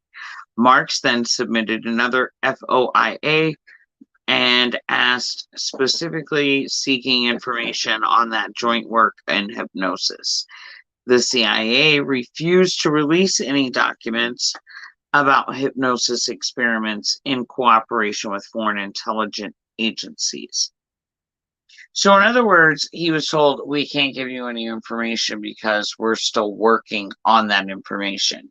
So, I mean, tell me it's classified without telling me it's classified.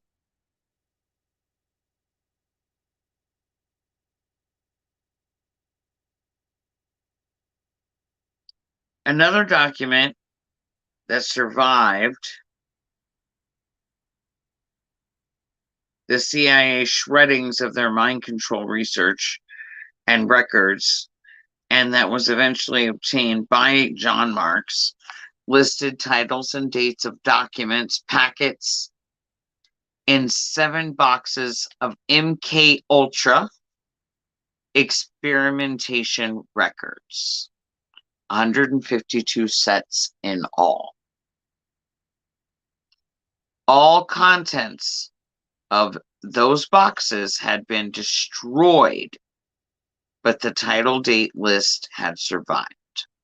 The last 5 entries are MK Ultra 146 August 63 to September of 64. MK Ultra 147 October 63 to May of 67.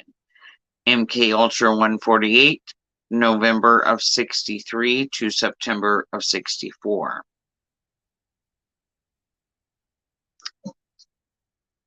Grant 151, February 66 to December 67. Grant 152, May 66 to June 66. Does Grant refer to Arlene Grant? That pseudonym which Dr. Jensen assigned to Candy the first day she signed up for his unit may well have been the name under which her experimental records were stored. The years of 1966 to 1967 matched the period of time when Candy was making trips to Taiwan. Those journeys required extensive preparation and coordination between the CIA and their counterparts in the Republic of China.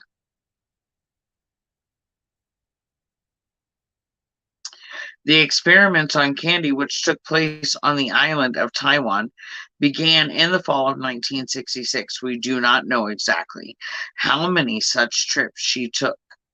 Of all of the things that Arlene had to relive, her only way to communicate to John what had happened, the most difficult for her to re-experience, were the cruel torture experiments. She invariably became hysterical during these sessions. Candy, or Arlene, told John Neville about those experiments in 1973. Bain's book made public the history of her hypnogramming and use as a CIA experimental subject was published in 1976. Candy's information predated the FOIA releases. They corroborated her account. So, she predates what he's got information on. Perfect timing. Thank you. So she predates what they have information on,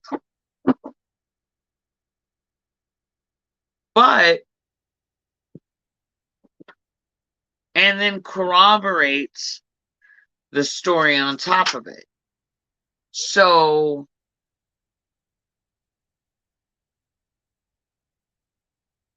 that runs us into a good moment there. Hey, kid.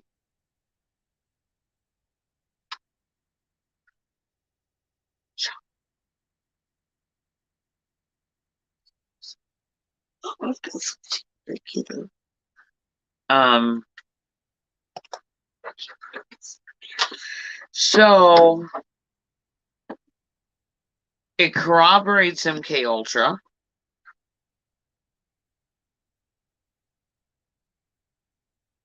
And admits to the MK Ultra project basically running with Grant, which we know it's Arlene Grant. We believe it's Arlene Grant.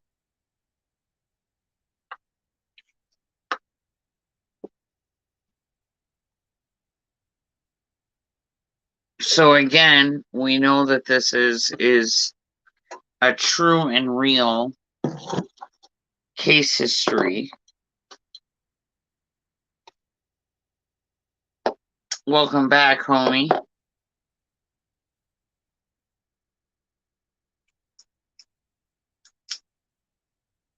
She's there. She's there. Nice treatment. On her first trip to Taiwan, however, Arlene was treated well. She was told that her contacts were businessmen, and indeed, it was a former president of the Chamber of Commerce who met her at the airport. When she offered him the envelope she carried, he would not take it. Instead, he insisted that she must come to his home. Home turned out to be located 20 miles outside of Topping. It was a big institutional looking. There were several other sizable buildings on his estate. Arlene saw two women wearing lab coats talking to each other outside the building. That seemed odd. She asked her host about them. He said household servants.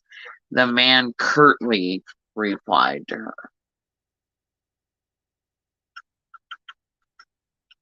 For the next 3 days, her host devoted himself to pleasing Arlene Grant. It was the stage one of the experiment.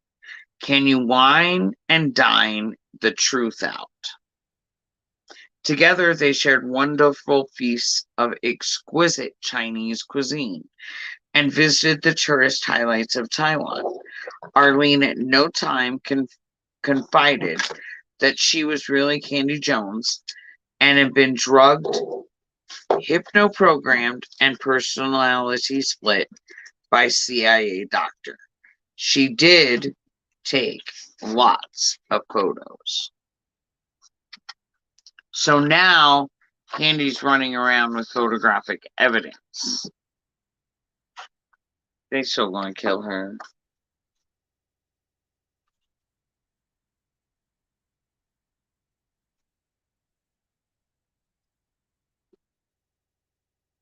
So here's one of these little boxes on the page. So we're gonna go ahead and get that out of the way. It says measurable degrees of agony. Shocking inflicts measurable degrees of agony. So electrodes have long been a laboratory method for testing hypnotic depth, control, and pain tolerancy. The writer uses a little device known as a varic.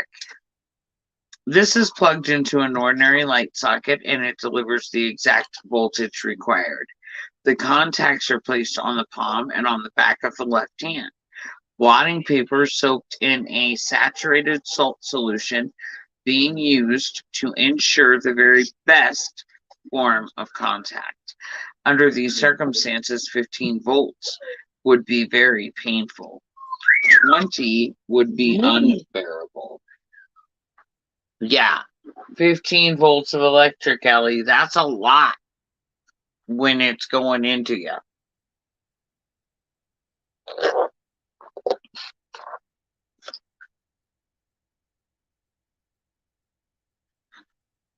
But a subject in a deep trance can take 60, even 120 volts without flinching. So a good hypnotized subject could take as much as 60 to 120 volts, where normally not being hypnotized, you can only do 15, 20.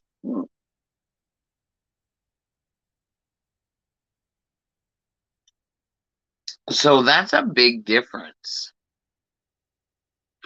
Now jumping back over here into Candy's stuff. When she arrived to San Francisco, Jensen met her at the airport and personally drove her to his office for the switch back to Candy Jones. As usual, Candy left her fake passport, wig, AG clothing, and brunette makeup in Jensen's office closet. She gave Jensen all the exposed film from her sightseeing trip. And back in New York, Candy found her office staff frantic. She had been gone for a week, and she hadn't even been told, and she hadn't even told anybody that she was leaving. Torture. A month later, Jensen again summoned Candy to San Francisco, turned her into Arlene, and sent her to the Far East. The same man met her at the Toppy airport. He took her to the same big house and there accepted the letters she had brought. This time, instead of pleasantly entertaining her, he imprisoned and tortured her. The simplest test of hypnotic depth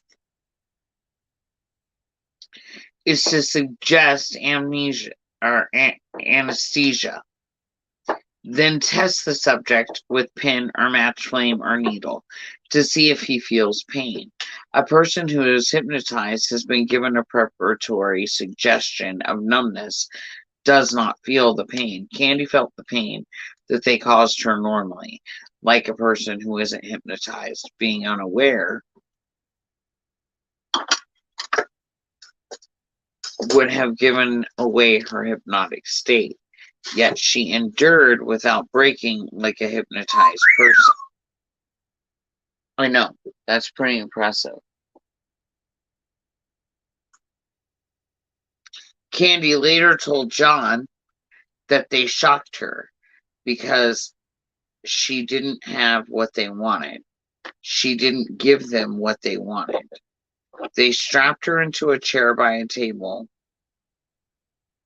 and then Candy says they put a solution first on my skin. John said, a saline solution? Candy said, I don't know. It's a solution. They put it on with gauze on a long stick, like a Q-tip. They stuck a wire on the wet area. They put the wire on your finger. And, John, do they wrap the wire around your finger, Candy? No. They just touch it to the area where the solution is. John, is the current on? Candy, of course. John, and the wire is attached to a box? Candy, yes, like a manicure set or an electric hair roller. A little box with a few dials on it. John, did it spark? Candy, I didn't look, but I heard it. It hisses. John, and it hurt. Candy, momentarily. It's a shock. It makes a blister.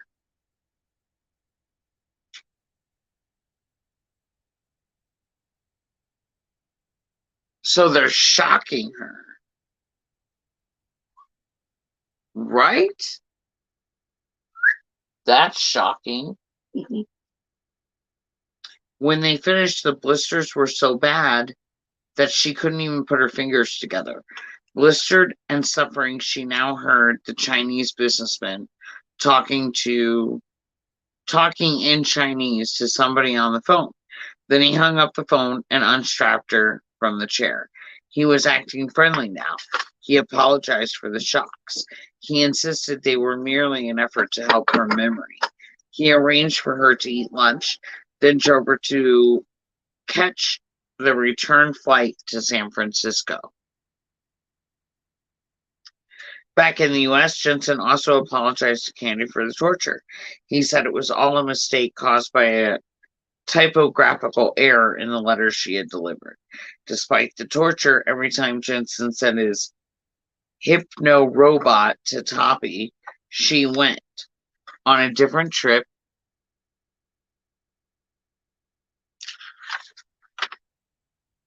they shocked her using a small box sitting on the table. Wires ran from it to her wrist and to her shoulder. Those shocks hurt terribly. They shocked her repeatedly with that setup, and together with the shocks, they asked questions after question about the story of her life and her CIA link. Now, page 69 is one big box.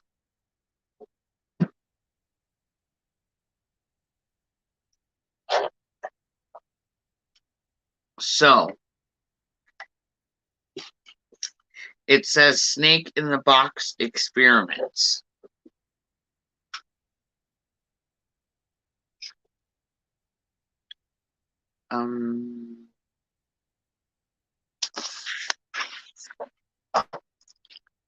No. That doesn't matter. That's not hooked up to the generator. Oh,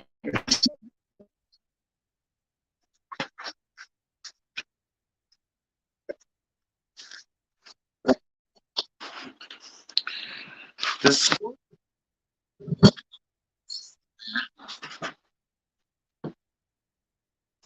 used on candy had been hotly debated in the literature of experimental hypnosis ever since 1939. When L.W. Rowland published a report of an experiment involving a snake in a box. Back then, the debates between experimental hypnosis on whether a person could be made to do something by means of hypnosis that they would not normally do was still open and lively. Rowland, using a box covered with invisible glass, had induced hypnotized persons to attempt to pick up the rattlesnake they could see inside of the box. By way of control, 42 people of every age and degree of sophistication were asked to come to the laboratory and pick up the snake. The persons were not only badly frightened at the appearance of the snake, they would not come close to the box. Only a few were finally persuaded to pick up a yardstick and try to touch the snake. They all seemed bewildered when they touched the glass, which they could not see. This was in Rowland will hypnotize persons trying to harm themselves or others. Because 3 out of 4 of his hypnotic subjects, but none of the unhypnotized persons acting as controls in experiment, obediently tried to reach inside of the snake box. Rowland concluded that persons in deep hypnosis will allow themselves to be exposed to an unreasonably dangerous situation.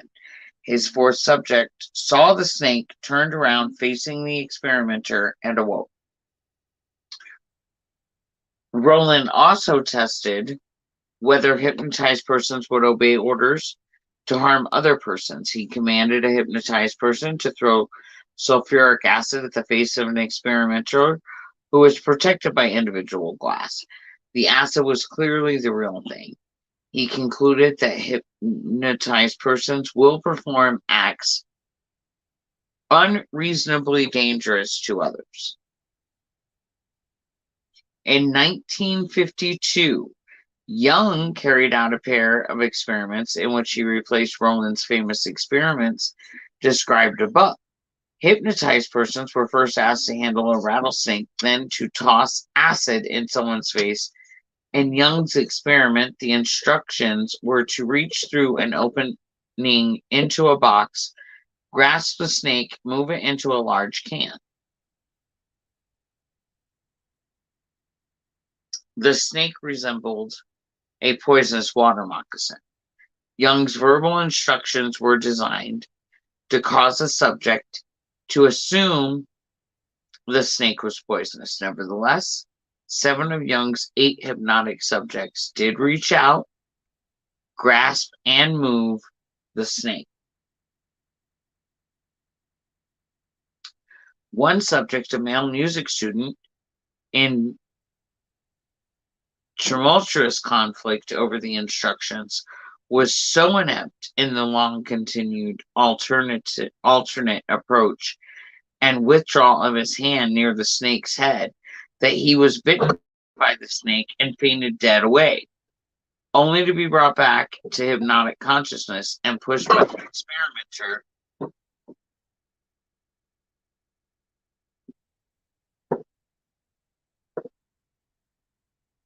until he too captured the snake of which he was mortally afraid. Young subjects, like Rowland's, also threw acid, in this case, nitric acid, at the operator's face. One day, Young's experiment became totally real because one hypnotized subject accidentally threw real nitric acid in the assistant's face instead of the mock version. On account of the promptness of remedial measures, no scars were left on his face, although his heavy uniform, that of an ROTC student, demonstrated in large areas where the acid struck. However, some later experiments demonstrated that most people will obey such commands even without being hypnotized. They do it out of simple obedience to perceived authority, or because they know it is an experiment and they trust the experimenter. So the debate opened up again over to what extent hypnosis could be a factor in coercively forcing people to do an antisocial act or injuring themselves or another person. George Estabrooks showed an expert on hypnosis Roland's report of his experiment and asked, "Do you think Roland proved the point?" Hello, Ellie.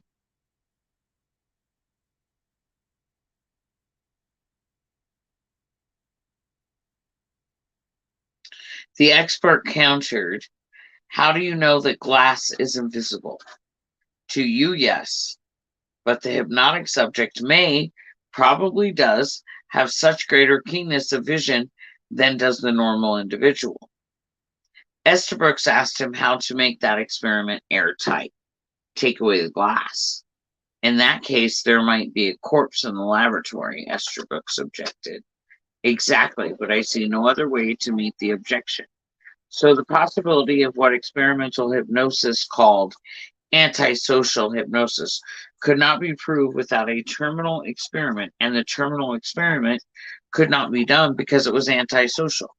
But they did it to Candy. After Candy put her hand in the box on Taiwan, whoever knew of this secret experiment had proof. Candy would know better than to trust those people, but she put her hand in the box. She was stung, and she stayed an unknowing hypno-programmed person. Ooh, are you back again, G? Been here the whole time. I could hear it just till like 2 seconds ago when you had just stopped reading that section and then it kicked me out again. I know, right? It's rude. Dude, it shut me down and kicked me out of the studio twice earlier when we were talking about. We've got some new people on the weather team that might be able to help us build something. Because he wants to help build a live stream platform for the chasers, and there would be no reason why we couldn't use it for the same type of thing. Right? Yeah, because I've been telling him about it. He was like, "You're paying what?" And I was like, "Yeah." And he was like, "What?" He was like, "Hold on." So he is going to be building something for us. So hold tight, because it's getting a little old, and I have pretty good internet, but it's getting a little ridiculous. Right? And it was never this bad when we started using it. No. It was actually extremely reliable. Except for when you back yourself out, you know what I mean? Right. But yeah, so it's fucked up, man. StreamYard, get your shit together. Right? Seriously, like, I hate to call them out, but at the same time, it's like, dude, I've been paying for this shit for years. And it's like, if we can't even use it effectively, what the hell's the point? Right? For real. Because we're paying. Yeah, like, legit. What am I paying for? Right. We're paying a fortune for shit you ain't doing. Right, you know what I mean? So yeah, hopefully we can have him build something inside the website, and then we can have a way to go live. But they were definitely talking about having security for our feeds and shit like that. We might want to do that over here. Just a lot of things that might work well. Right. That would be awesome. It would be, so hopefully, fingers crossed. Doing fire while you're talking.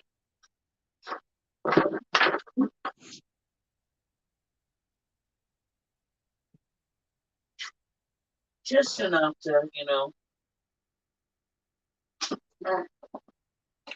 keep it going, but not kill us, hopefully. Because earlier it was killing us. At least it was killing my birds. Yeah. Sure. Hi, Mr. Peanut Gallery. Ow.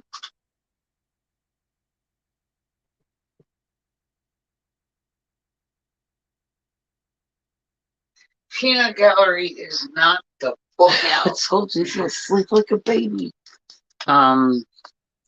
Just brought them oatmeal, peanut butter, raisin, medicated cookies. He ate a whole cookie. Damn it! I want some. He is knocked the fuck out. Like, Who's knocked out? Peanut Gallery? yes, man. He ate the whole cookie and And there's like at least 200 he was down. No, and that is Scrappy 200 milligrams, so really double that. Right, Yeah. right. So it's really more like 400. Like, that's no lie. Like, she says 200, but I know how she medicates things. I almost didn't weigh it today just for the hell of it. But I was like, I know you didn't. That's why I knew they were extra potent. I just know it. She'll brings these cookies over like they're not that potent. Hey, I'll meet you right along with Well, listen, That's a lie. No, anytime she says it's not that potent, it absolutely is. dude, It that is. shit has usually I've not only had happened. I've only had the ambulance called once. Um, Only one party. Was it twice the same No. girl It was JiF, at two different parties? unless she Or did it was it- somewhere else. She did it at another party with somebody else then. But See, her that I husband was thought at she was too. fucking out. Oh, And- she did it at your party, and then she turned around and did it at Dell's party for his Oh. daughter, the birthday This party. older couple in their 60s, Scarlett, never had epilepsy before. My fucking brownies were 700 to 900 milligrams apiece. So, Oh, I'm sure. and I told them, I was like, whatever you do, I would only take a bite because Yep. they're really fucking strong. And they're like, no, we've been smoking weed for years. It's like, I don't care. This ain't the same. They each ate half a brownie apiece. The husband got paranoid because she was leaning over and thought she was having a stroke. So she calls the ambulance. So of course they got to ride to the hospital. They were making fun of them the whole 40-minute drive to Salida. The sheriff's like, you and your edibles. See, even the fucking sheriff knows. The sheriff knows about your edibles. Okay, and I can't even say shit. I can't. I want to say shit, but I can't even say shit. I can't even say Well, we had shit. good terms at least. And the reason I can't say shit is because people know mine and Vicky's edibles the same way that they know yours. Right. Me and Vicky They always roll in taste somewhere. good, I will say that. Yeah. me and Vicky roll in somewhere and we're like, oh, we made this last night. People are like, oh my god. What the fuck did you make? Like, I can't even Because talk for a that while, shit. you guys were experimenting with that sprinkly stuff, weren't you? Oh my god, we experimented, dude. We make shit though. Like, we don't just make sweet shit. Like, we cook shit. So Right. we make like steak and like Cassie across the road infuses garlic with that. yeah, baked potatoes. Right. Like, right now I have this is coconut oil Fuck yeah. with a lot. I don't even know. I didn't measure. I just did. We got a bunch of our Vicky. It was live, they call it the live resin of our Pineapple Express. Girl, it is so tasty. Mm. Because I mean, that's the one I said that was smelling good. in the Right. jar. Even better with live. Mm. Where I don't dab often, but I was like, yeah, what's the with that? Speaking of dabbing, Ooh, dabs. I like that. okay. Speaking of dabbing, weird things, To right? be, yeah. Yeah, remember when I introduced No, no. Okay, so weird shit that Red does in the middle of the night. Oh, Are you ready? You ain't even ready for this, G. Are you ready? Scarlet, where'd Me you out. go? Oh, I'm Okay, here. These motherfuckers are gonna try to kick me out again. I already know what they were trying to do. so weird shit that Red does in the middle of the night. Are you ready? Ready? I got certified in dabbing. Oh. So you just be dabbing in your sleep now? No, like I took a class in the middle of the Oh, night. so that now you can like make dabs and shit. No, like now I know how to do dabs properly and tell other people how to do dabs properly and what they're really meant to do and how they work in your cannabinoid system. Right. And then I went and got certified by CDOT in impaired marijuana driving. Oh. I'm so guilty of that. So much. Right. So now I'm an expert. So if I get pulled over and I'm fucking high, now they can like doubly put my ass in jail because I'm certified to know that I'm not supposed to be driving. Damn, when they make this rule, didn't you say they had some blood tests now that can tell active THC in your system? I Okay, think so that's a scam. they say that. They lie. Yeah, I feel like that's a scam. I feel like it is too because they say that when you smoke marijuana, that you must wait 6 hours from consumption to driving a vehicle. Bullshit. They lying. That might be And like for some lightweight motherfuckers or something, but and if right? you eat edibles, then it needs to be a minimum of 8 hours. So you literally have to like Wake eat up and your drive where you shit. need to go. Right, wake up, drive where you need to go, smoke your shit, and don't plan on going anywhere else. Cause you That's done. what they want That's you to it. do. You're done, bitch. It's got game over. You can't leave. So like, I don't understand how they're gonna let these places fly Yeah. I know. where you get to come and eat dinner and smoke a joint because Yeah. they're saying you gotta wait 5 hours. So are you gonna let me sit there for 5 hours at the table and fucking get my snack home? True.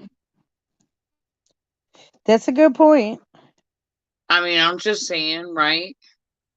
You're not wrong though. Whoa. Peanut gallery. Oh my god, he didn't even take his contacts out. He was so knocked the fuck out by that cookie that he didn't even take his contacts out, y'all. Bullshit, you ate that whole cookie. No, I did not. I am not Oh. retarded. Oh. Oh, He said he I am didn't not retarded. not retarded. He said, I guess I'm the only retarded one. I ate the whole cookie. I'd ate the whole thing too, coming from Scrappy, so I'd ate the whole thing too. So me and you'd been in the same boat. Like, ooh, was this a good idea? I'm Don't still know. fine. I'm reading fine. I still have Yeah. done the show fine. I've been fine. Right. You've grown with my stuff right along with me, Kat, I think. Scarily enough. That has happened. He knew though. He was like, this could be dangerous. We're gonna only eat half. Dude, Should pass he the has gummies gone and through do it. too much of like mine and Vicky's cooking to even. Right. He's been poisoned. Because Hey Tim. this poor guy is like sitting here, and I come home from Vicky's with like steak and baked potatoes and shit, and he thinks he's safe, and he's like munching it down, Like, and then that's I a good see he's dinner. giving pieces to the dog, and you're like, dude, that shit's got feed in it. What? Yeah, he's just smacking it up.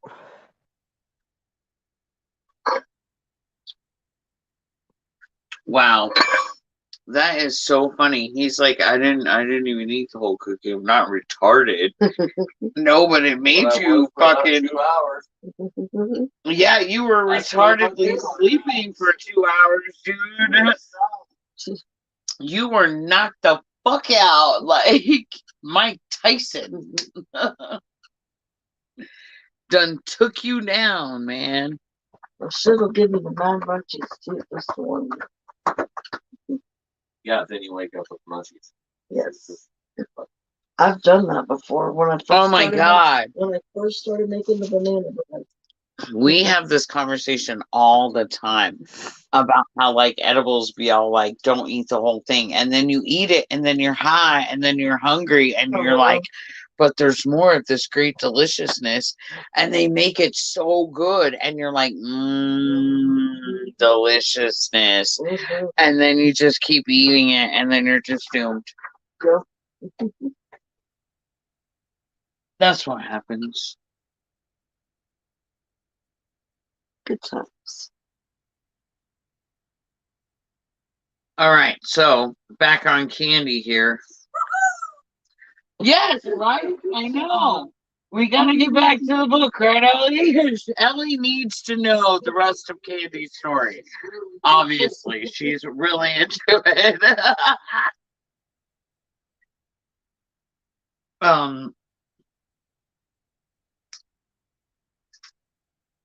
Where was I?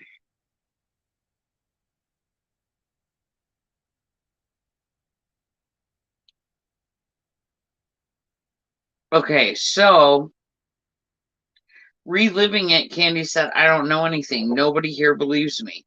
I'm afraid to say yes and I'm afraid to say no.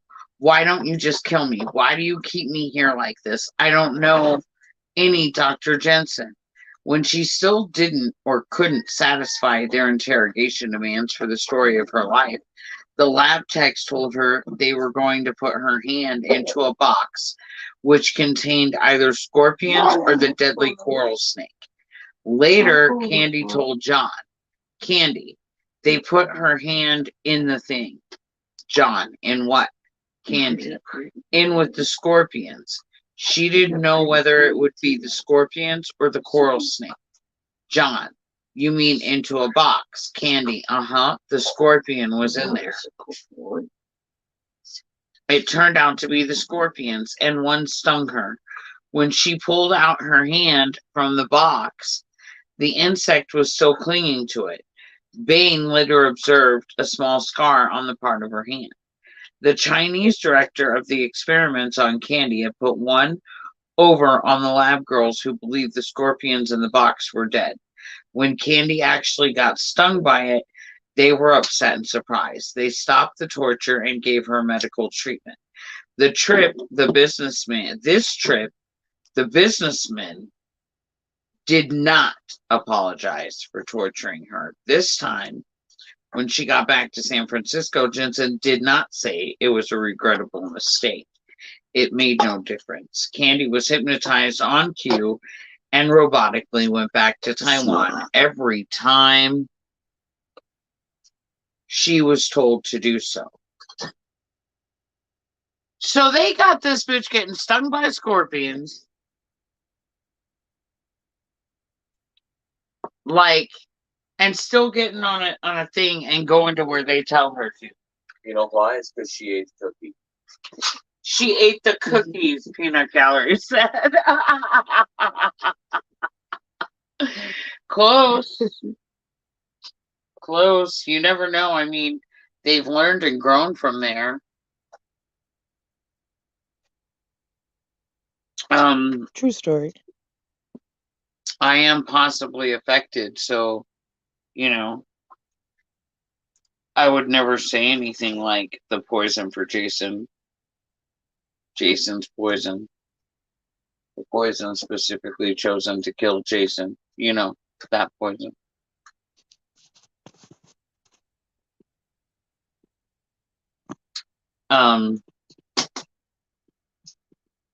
In another experiment, the lab technicians tortured her by cutting both of her thumbnails to the quick. Oh. Right? Oh. Start thinking about that. Right? Oh. Recalling the event under hypnosis with John, Candy, they were going to keep cutting them down unless I told them. John said, told them what you knew. Candy panicked. I don't know anything. I gave them the letter. They cut it right down into it's all raw, both thumbs. Oh my God, they cut her thumb all the way down to the. Oh. And she still went back. She still kept going back. I don't. Oh my God. She's so hypnotized, man. This is crazy. This stuff, I don't know. What is this? Pineapple Express. All right. She brought What we over. were smoking earlier was Trainwreck, which I think is what is in Pineapple Express, I believe. So this woman brings freaking medicated cookies, right? Right? I know it, Ellie. Correct. Medicated Ellie. brings me some shit called Trainwreck, and then follows it up with some Pineapple Express. Like, you're gonna be fine. Just fine. It'll be fine. You'll be fine. Yeah, you're gonna be fine. You'll be fine. You're not on air. We're not trying to do a radio talk show or anything. I mean, I don't know about you, but like sometimes it be like that. You be all right. But you know that one time I did buy all the medibles and stuff, and we did the JFK files. The time I came out to you, I was super high. Remember when I forgot what I was talking about? That's never happened. It was real, dude. I was like, what the fuck were we just talking about? I completely lost my whole train of thought. It was messed up. That never happened. It happened one time. That dish doesn't try to put my shit in the refrigerator. Well, no, because you know what? You know what? You sit there and say, well, she said it'll be fine. But we got these peach rings, and she was like, oh, eat a couple. It'll be fine. You'll be fine. Eat these peach rings. They're great. You know I what I did. want to learn to make next? I did. Because I already make the peanut butter, right? Mm-hmm. Right. Ooh, Buckeyes, right? Oh, I thought about that when my Aunt Susie sent me some in the mail. Medicated freaking Buckeyes, Yes. homie. Those would be good. This Right? can't be too hard to make. Peanut butter. Because you can medicate the chocolate and the peanut butter. Yeah. Ellie's See, Ellie said it was cool. Okay, that's what Ellie made the best noise for that. Yeah, I know. We just made. Yeah, no, we did get the seal of Ellie approval on that. Yeah. Yeah, totally. So that's you got to make that happen now. The bird said so. And Yeah, the bird's down. have you heard about Heard about the bird's the bird. I knew it. I knew you were about to say it. bird? A bird is the word. I was watching back the other day. He was doing that. And I thought of Ellie. Yes, because that is Ellie. We listened to the bird band. We listened to the bird. I love Hi, you, baby. Ellie. Hi, baby. Yeah. Okay, so we're on shame. You don't jump, do you? You're a good In girl. 1967, the CIA announced the end of all mind control testing and the destruction of all the records of the testing. Lies. They a whole lie. Lies. MK Ultra, we know, kept going. Mhm. But Jensen continued the overseas experiments on candy. See, they quit in the United States, but they just took it overseas. That's all they did.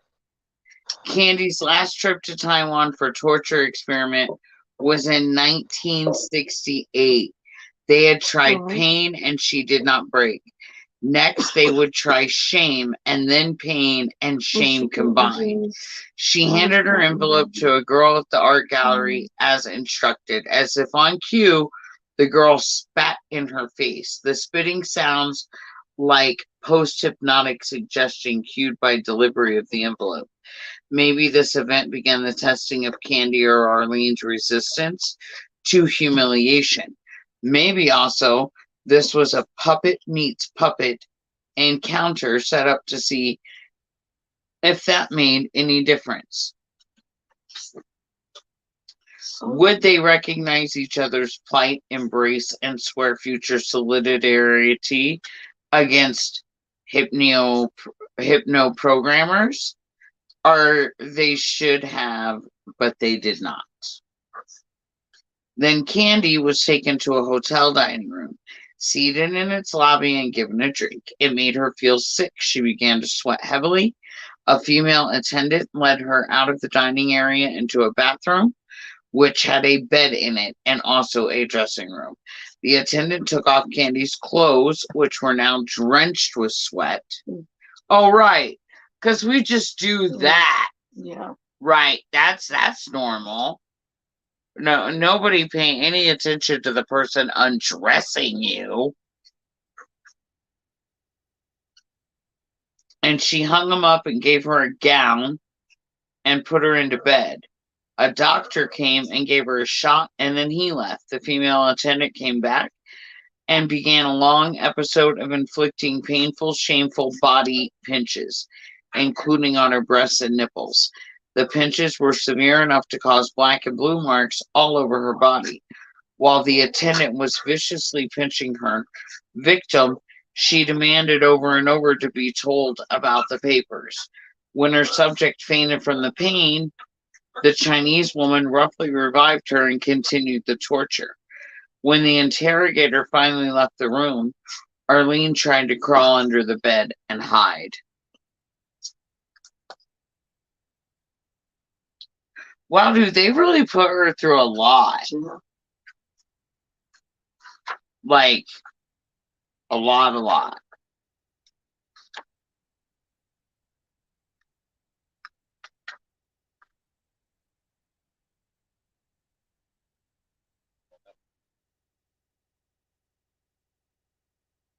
One cookie, he says. And just think if these are just the case files we have now, you know what I'm saying?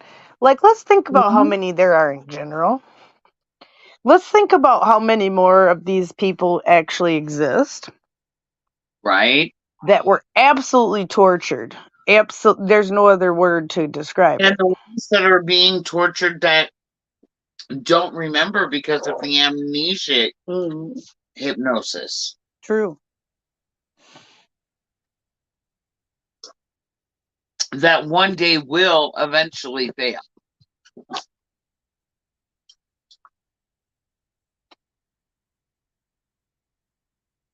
So yeah, absolutely. Demonstration at Langley. Langley, y'all. We're now going to talk about a demonstration at Langley.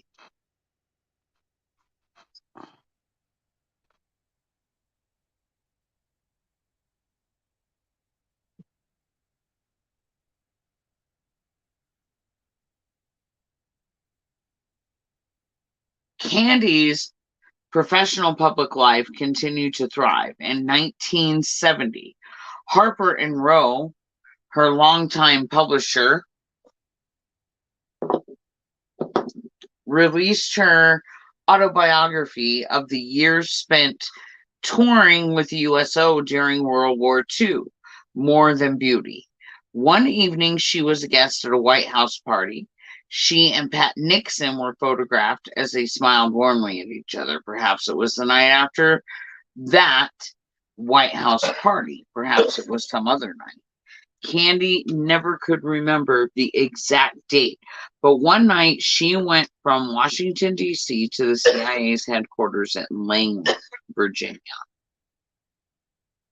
There, Dr. Jensen demonstrated her degradation before a room full of observers. Candy Jones was the first of 8 conditioned hypnotic subjects which her unit controller presented to his audience that night.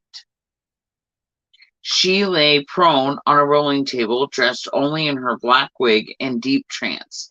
Jensen introduced her to the small audience as Laura Quidinick.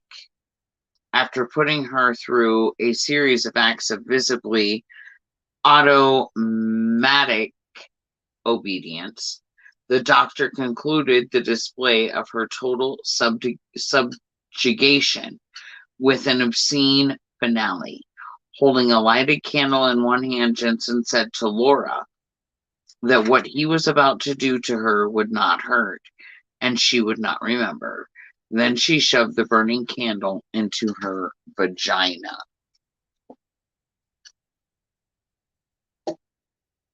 Wow. Whoa. Sick people. Wow, I was not prepared for that. Whoa. Wow. Wow.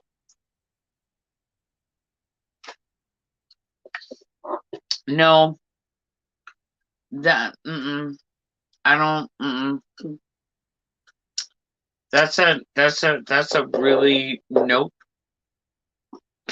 Jensen then invited any doctor who wished from the seminar audience to come on stage and try to interfere with his control of Laura. He exuded smug pride as one by one, the audience members now clustered around the hypno-robot's gurney, tried and failed to disrupt his control over her. Candy had endured all, proved herself to be the perfect hypno-program messenger, served her country with her perfect obedience and imperfect ignorance. Whether at work, supervising her office staff, at home with her children, or in social settings, Candy knew that she sometimes carried messages for the CIA. That is all she knew of those matters. She did not know that she was Dr. Jensen's unknowing hypnotic subject. She did not know that his vitamins were really a narco-hypnotic drug. She did not know she had an artificially created split personality named Arlen Grant. Candy fights back. Maybe what happened at Langley violated Candy's unconscious moral principles badly enough to shake the roots of her basic hypno-programming. Or maybe the cause of the fracture that appeared in the wall that separated her secret life from her known life was what happened in Taiwan plus what happened at Langley. For whatever reason, at this point in her personal history, Candy Jones began to develop unconscious resistance to the problem, which she did not know because she could not remember. She was fed up without consciously knowing exactly why. She heartily wished she had never signed up with the CIA. In a later trance regression, she relived an argument with Jensen during this period. She said, I love my country, and that's why I started in the first place. But could you do what I'm doing? Go ahead. You go and do the things I've been doing. You couldn't do it. In 1972, Candy firmly told Jensen that she was finished working for the company, and Jensen did not let her go. Not in the usual way. Suicide orders. Here we go. Connected again. No. Here we What? go with the suiciding. Oh. Who's suiciding? Now, because she's on the program. So Candy's declaration that she wanted out was a turning point also for Jensen, and he began to suggest suicide. Were the hypnotic suggestions to kill herself the logical completion of her testing sequence, the final and most truly terminal experiment? Or did Jensen choose the more controversial conventional means of dealing with a renegade agent? Or was he done with his series of experiments and ready to discard Arlene and Candy's body, which contained her? Arlene was a mouthy, unpredictable, and frightening.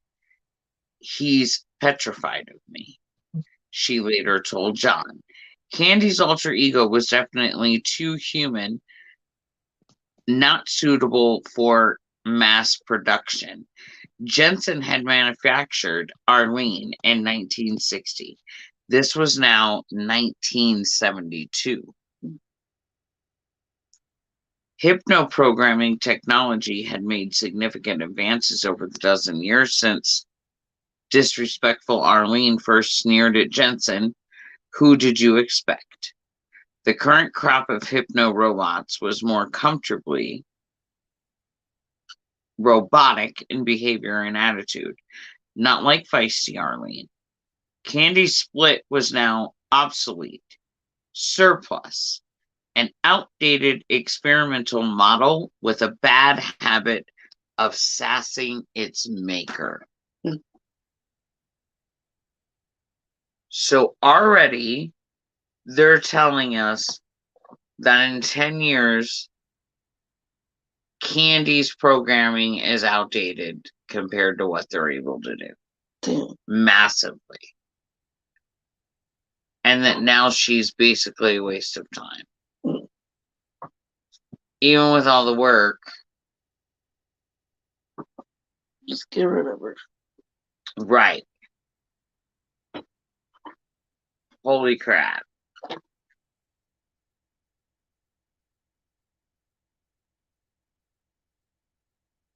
So Jensen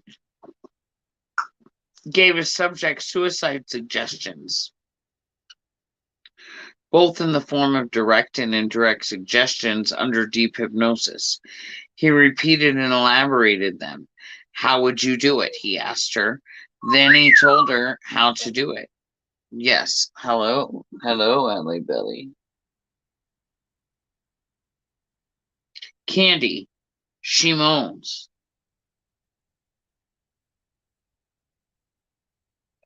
No.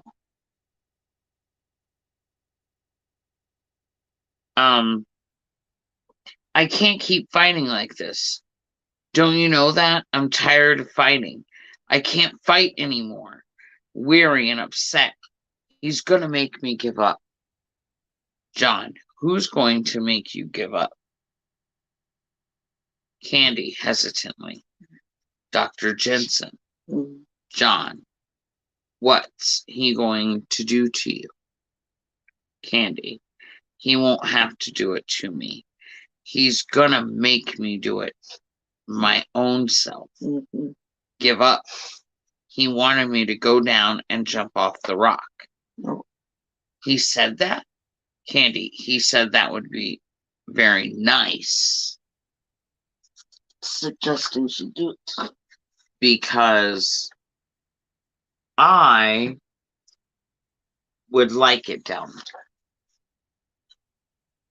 John, jump off a cliff. Candy, he said you might as well go. Why wait? Jensen specified the date, the place, and the scenario for his subject's death. Candy was to arrive in Nassau, Bahamas, on December 31st, 1972. She was to check into the hotel she usually stayed at, the Paradise Beach. Jensen would phone her early in the morning of the next day and cue Arlene to come out and take over. Arlene would then walk the body to an out-of-the-way cliff. It had a fine view of ocean dashing on sharp rocks far, far below. When she began the publicity tour of Bain's book about her hypno-programmed life, Candy told KSANS interviewer David McQueen more about those plans. And we quote, "And I was going to take my snorkel, my swimming things, and I would be up on a little promontory where there were pine trees and put everything down neatly and take off my watch and go in. Arlene Grant was going to dive in, but the person who would have died would have been Candy Jones. Candy did not know what was scheduled to happen.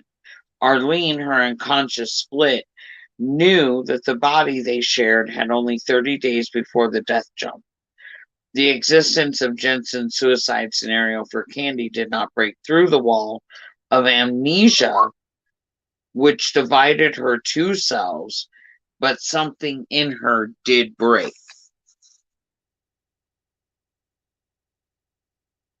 Yeah. I guess.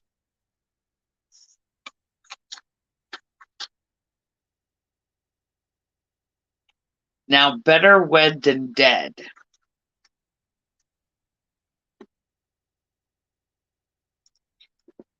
Suddenly, like, Pavlov's conditioned dogs after the Never River flood almost drowned them in their basement cages. Candy was breaking Jensen's programming rules left and right. She broke the isolation rule by contacting her old friend and longtime admirer, John Nebel. Unconscious thinking is naturally arranged on a rational foundation of opposites. It is a strange but true fact that any chunk of programming in the unconscious, if under unbearable pressure, can escape that pressure by flowing to its opposite in that linkage of opposites. Candy now unconsciously converted Jensen's order to die into its opposite, a compelling and successful bolt to live. She broke Jensen's no love, no marriage rule. She and John had not seen each other for 10 years. She was now 47, he was 61. They began to date. They married after a whirlwind 28-day romance. Neither she nor John knew her unconscious reason for hurrying. Both of them knew his reason. John Nebel had terrible terminal cancer.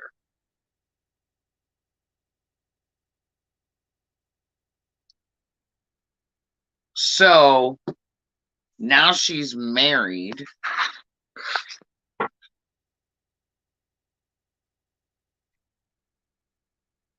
Like some crazy lady.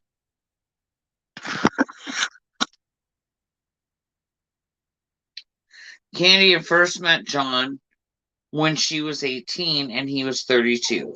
He was a photographer on freelance assignment, photographing her for a Borden ad. He shifted to radio at age 43, hosting WOR's all-night talk show. Over the next 8 years, he built his slot into one of the hottest properties in New York radio.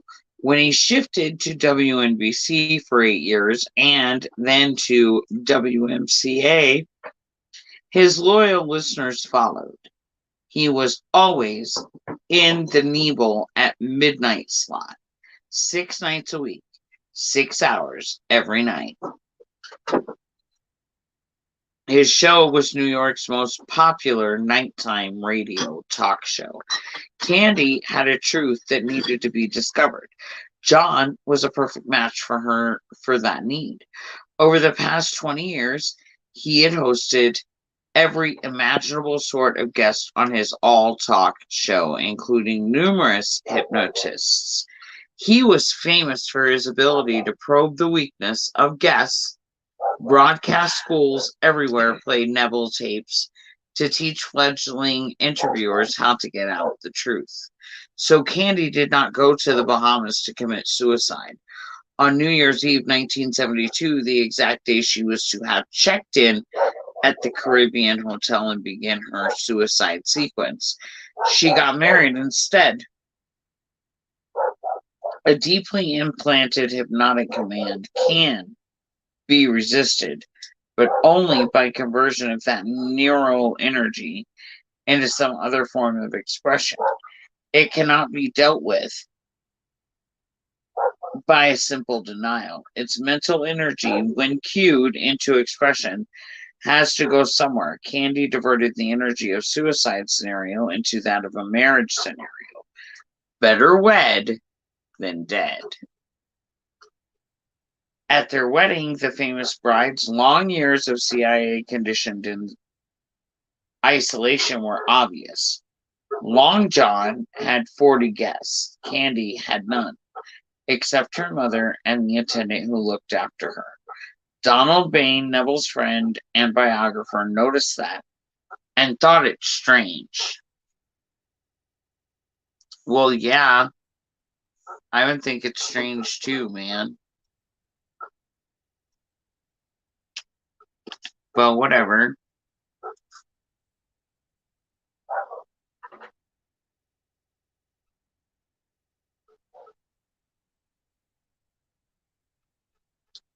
Their marriage not only evaded Jensen's suicide plan for Candy, it also opened up wonderful new possibilities for her to get financial freedom from the long-time financial stress that first drove her into the arms of the CIA. Neville had invited her to co-host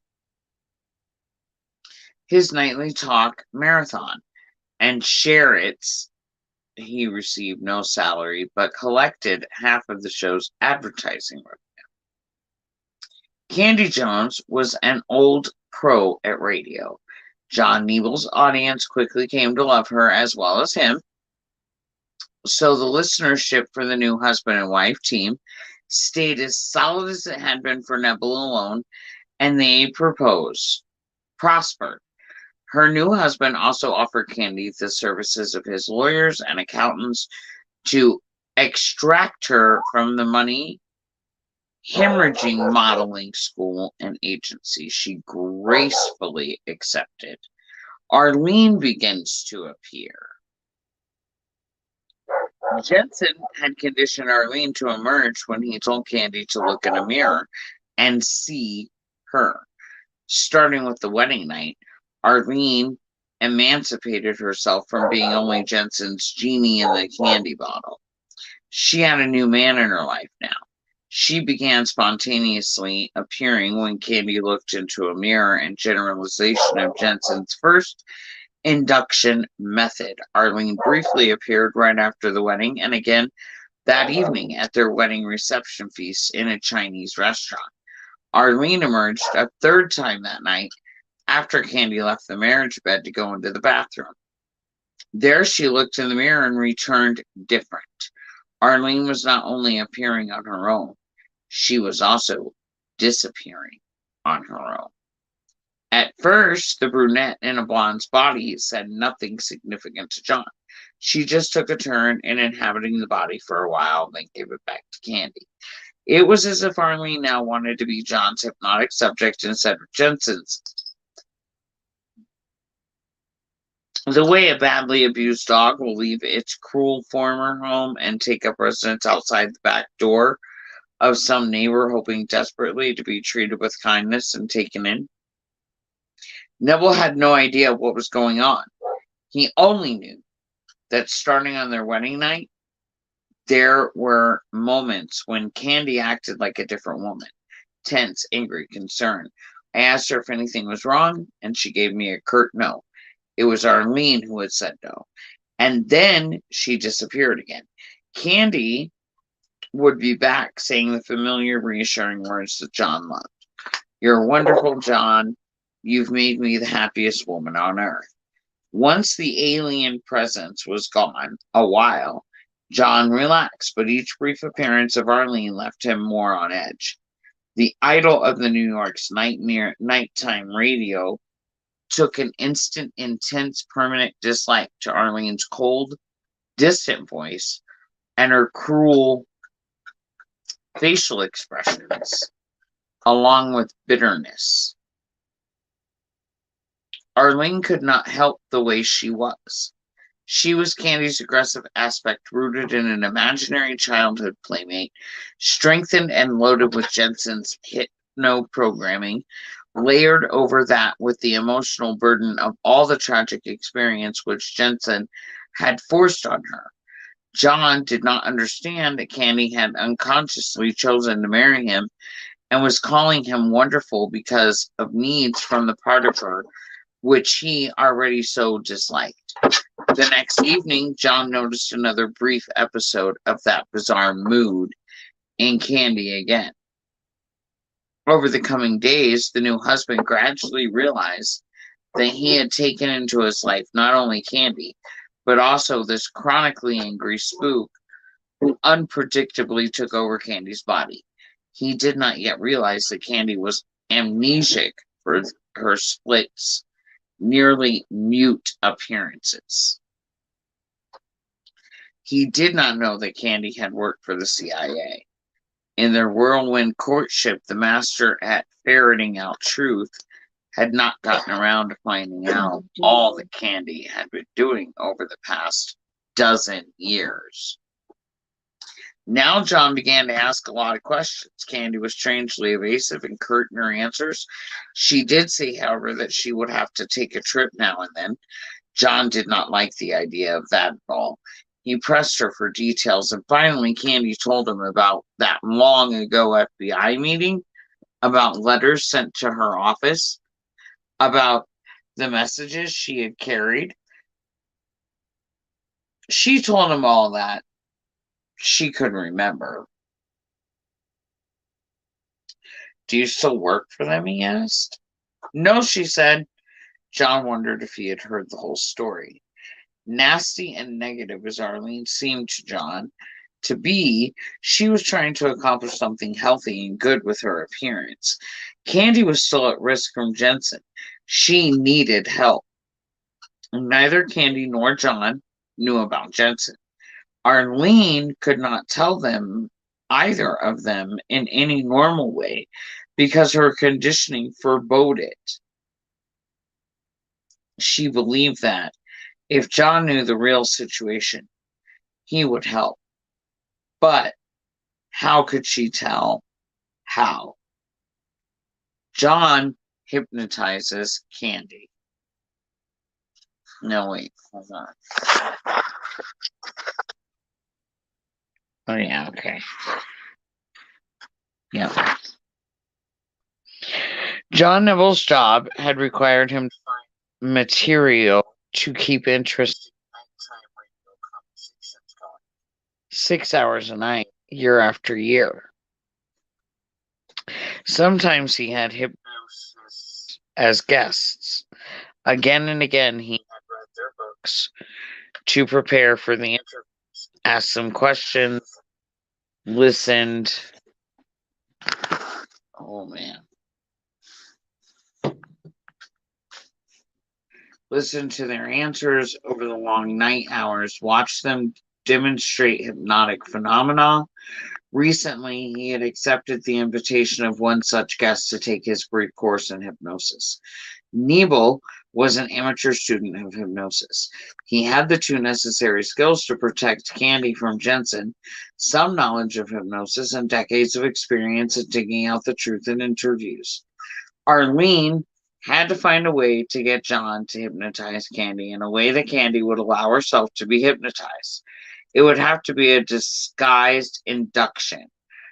Thus, it came about that 5 months after her marriage to John, Candy's unconsciousness began to inflict upon her the most severe possible insomnia. Sleep deprivation resulting greater than normal susceptibility to trance induction. Candy and John were up all night doing their show. They would go home and sleep in the morning, but now Candy could not sleep. It came to head on June 3rd, 1973. She tossed and turned in the double bed in their cramped bedroom. Her face was drawn in dark circles beneath her eyes, caused them to appear sunken. She was near tears. The anxious husband decided that Candy needed to relax. Trance induction is a psychological relaxant. John said, "I'll hypnotize you." She said, "I can't be hypnotized." John then tried a disguised induction, a type called progressive relaxation. Candy, being a highly trained hypnotic subject, quickly went into a deep trance. Her breathing became slow and regular. John then used a limb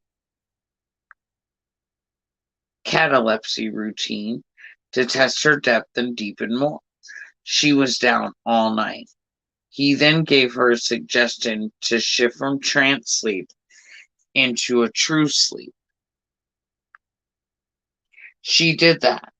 He had hypnotized her without using the H word, and he had relaxed her into getting a good sleep. He felt quite pleased with himself. The next morning, Candy had insomnia again. John did progressive relaxation with her again. It worked, and she slept well. The next day, again, there was Candy's insomnia, followed by John's progressive relaxation induction. But this time, something new happened before she shifted from hypnotic to natural sleep. After John relaxed her, she did a spontaneous age regression. She began talking in a little girl's voice, pretending to be a man from her neighborhood. John conversed with the little girl for a few minutes, then her regression stopped. She fell into a sound and natural sleep. The fourth time that John relaxed her, she spontaneously regressed to childhood again and relived more incidents. It became a routine. Whenever John saw that Candy was in a trance and spontaneously regressed, he would ask, "Where are you now?" She would tell him. John would choose some appropriate role to play in the scene that she was reliving. Candy was now sleeping better, and she was feeling more cheerful when awake. John considered the trances to be a good thing, and the regressions no problem. One day, in an awake state, Candy told John that she had visited a CIA psychiatrist, Dr. Jensen, in California. She said that Jensen had wanted to hypnotize her and help her quit smoking, but she had informed him she could not be hypnotized, and he had agreed she could not. John was startled. He knew that he had been hypnotizing Candy, but he could not make Candy believe that he had hypnotized her. Suddenly, he remembered hearing about a method of disguised induction for a person who says they cannot be hypnotized.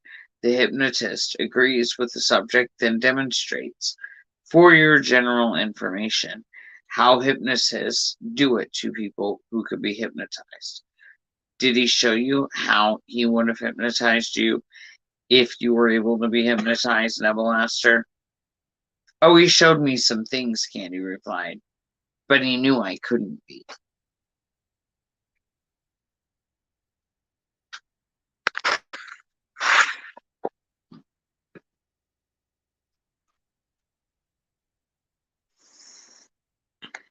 So, somehow, some way,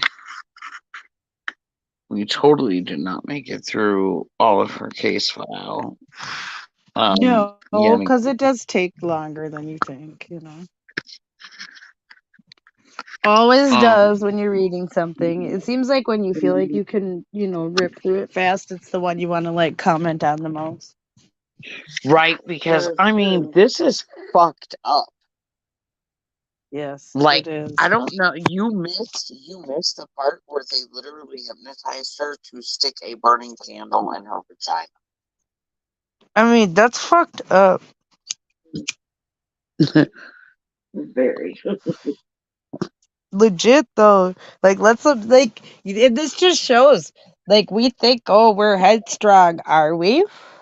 Are we? Right? Are we? Are we? Oh, that will never fucking happen to me, will it? Will it? Right. Are you Or- already a victim? Correct. Like, no bullshit though. Maybe it's not a question of it won't. Maybe it's a question of it is. That could be too. That could be too. Because we know from all of these case studies They can literally program you to do whatever the hell they want and tell you to not remember. She just.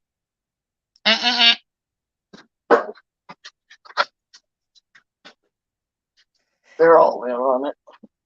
Right? They're all in on this nonsense right now. It's okay, Ellie. Ellie, Thor is not my friend. No, What, she he's tried to not. be friendly? He is though. Yeah, no, but she just said he was. I know, but he's not. She's like, I feel his soul. It's Right. fine. She's like, in my bird soul, he is my friend. No, my friend, he is not. I said he will eat you. I mean, he will Right, eat he you. will eat you. Like, flappity flap, don't come back. Like, that shit's for real. Okay, when Thor first got here, Ellie, he killed over 30 chickens. Wow. Chicks, Shit, babies. chicken guy. The McNuggets of the world. Remember when she was in the other camper, Scrappy? And she had that plexiglass up? And she kept them chicks up there? Oh yeah. That's what Yeah. that's what Thor came and killed. All of them. Just took them all out. He jumped in Oh, and damn. broke all the plexiglass and just took them all out. Just took them all out, all at once. And they were getting big too. She was almost about to put them outside. Dang. I know. I was so mad. That's Because these were the first ones that did come from whatchamacallit, that didn't die. Right. Yes, no, I remember this. This was tragic. Damn it. What the hell is that story? Oh, Murdochs that didn't die. I'm gonna call them out because their chickens was dying. Okay, so they need to be called out. Well, this year, apparently they're getting shit from a local farmer because they're limiting. Oh yeah, I can see Chicks. that. Maybe they'll be better and won't die day one. You're only allowed to buy 10 chicks. 10 chicks. Yep. I bought an incubator. I'm gonna have to turn them myself and all that because I didn't get the automatic turner thing. Yeah, 10 chicks a visit is all you're allowed to purchase. I might get that egg turner thing though, because I don't know if I want to turn them 6 times a day. Right? Be nice. No, be nice. Just saying. No. Frito, no bite. Try to be nice. Stop it. You better start a little bite. Because he's got double teeth. Mm-hmm. No, that's for real. Come here. Oh, like a double bite? Come here. Come on.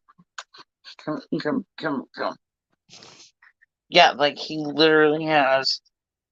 Look, come here. Stop.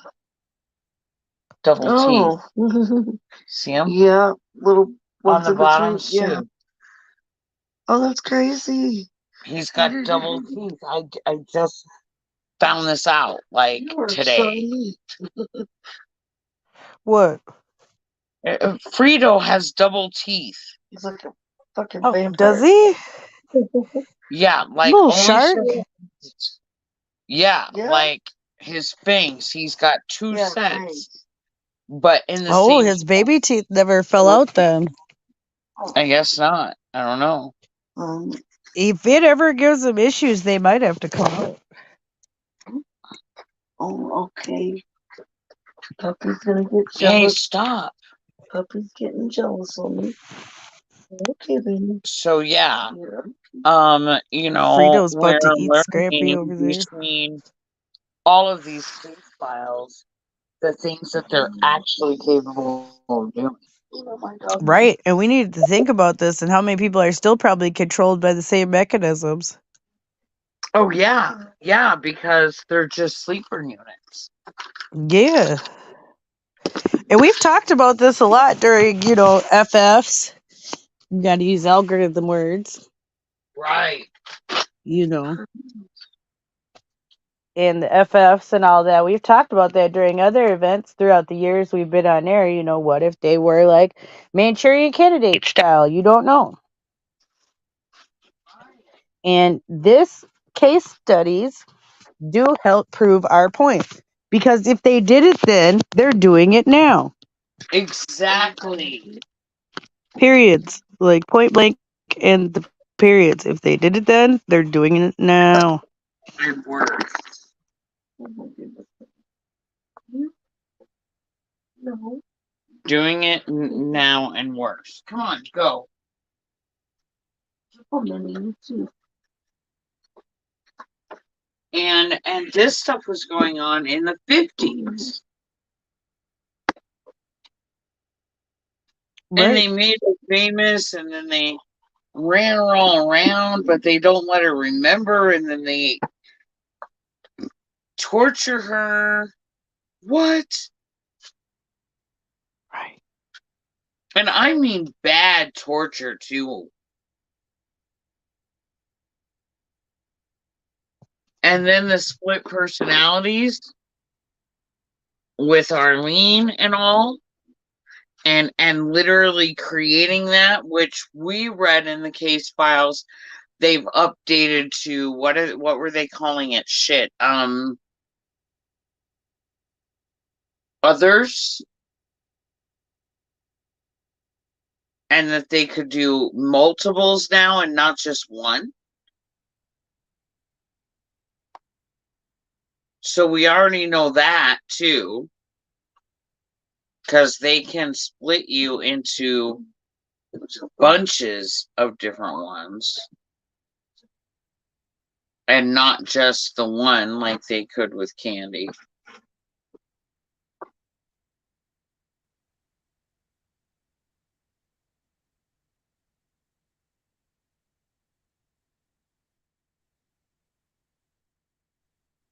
So that's happening. And that was in the 50s.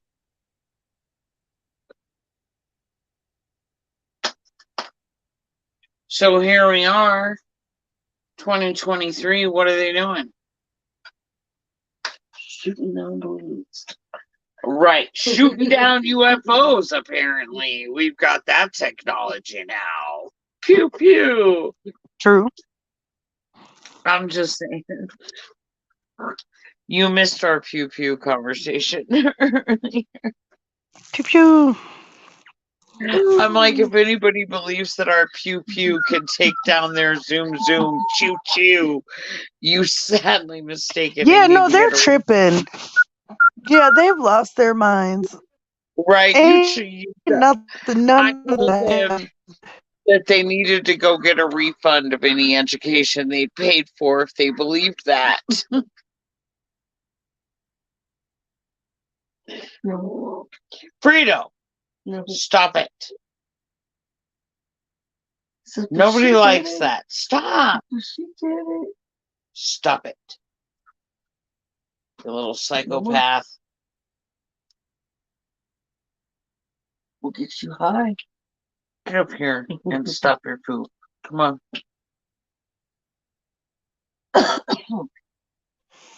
He's a Things are bad new. puppy. Who, Frito? Yes. He's cute.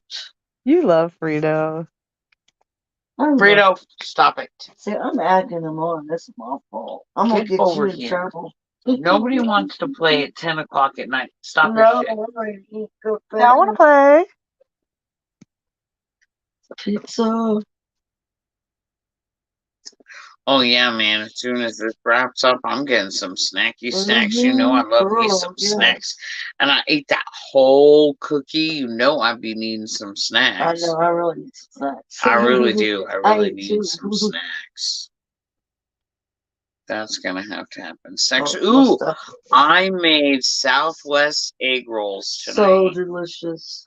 With How were they good? Oh my god, Oh. they turned out so good. And I made this ranch avocado Mexican was good. dip that was freaking delightful. That sounds good. It was. Was that and salsa ranch dip you made, or was that? yeah, man.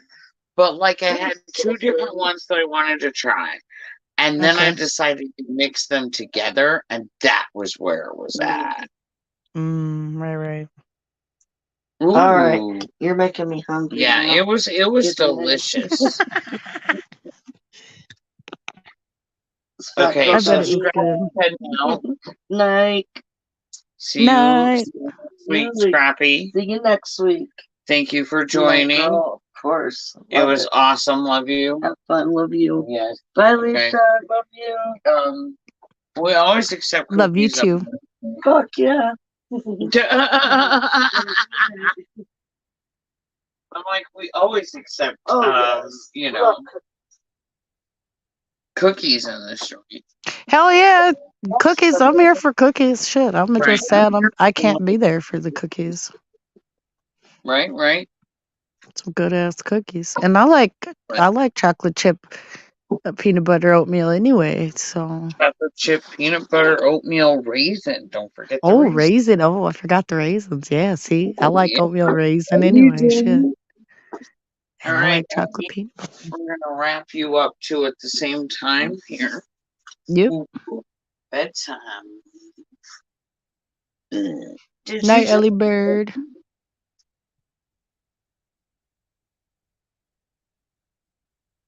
Ellie Bird just hissed at me. Oh damn! She was like, "Bitch, it's not half her bed. What's wrong with you?" It's like, I'm gonna probably go to bed. What are you doing? She's like, "I was not ready for all that. I didn't even get to say goodbye to the people." That, like, now I'm setting it up. She's like, ooh, wait. Maybe I am ready for all. Right. Ooh. She's like, ooh. I love you, Ellie. Good night, Ellie Bird. Please. Ooh. I love you, Ellie Bird. I love you so much. Okay, here you go, baby. And you are tucked in. Okay. Good deal. Good.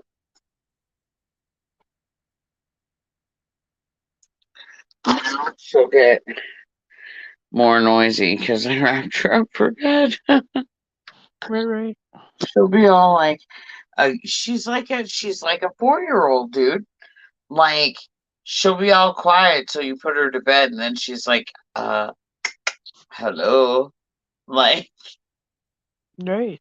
what do you think you're doing with your life if you're not talking to Ellie? I feel her. I mean, clearly. So yeah, totally made the egg rolls. They were delicious and delightful, and we will be making those again. And I'm gonna try this like new like Mexican coleslaw or Southwest coleslaw and put it in like fry bread, but make it like a gordetta.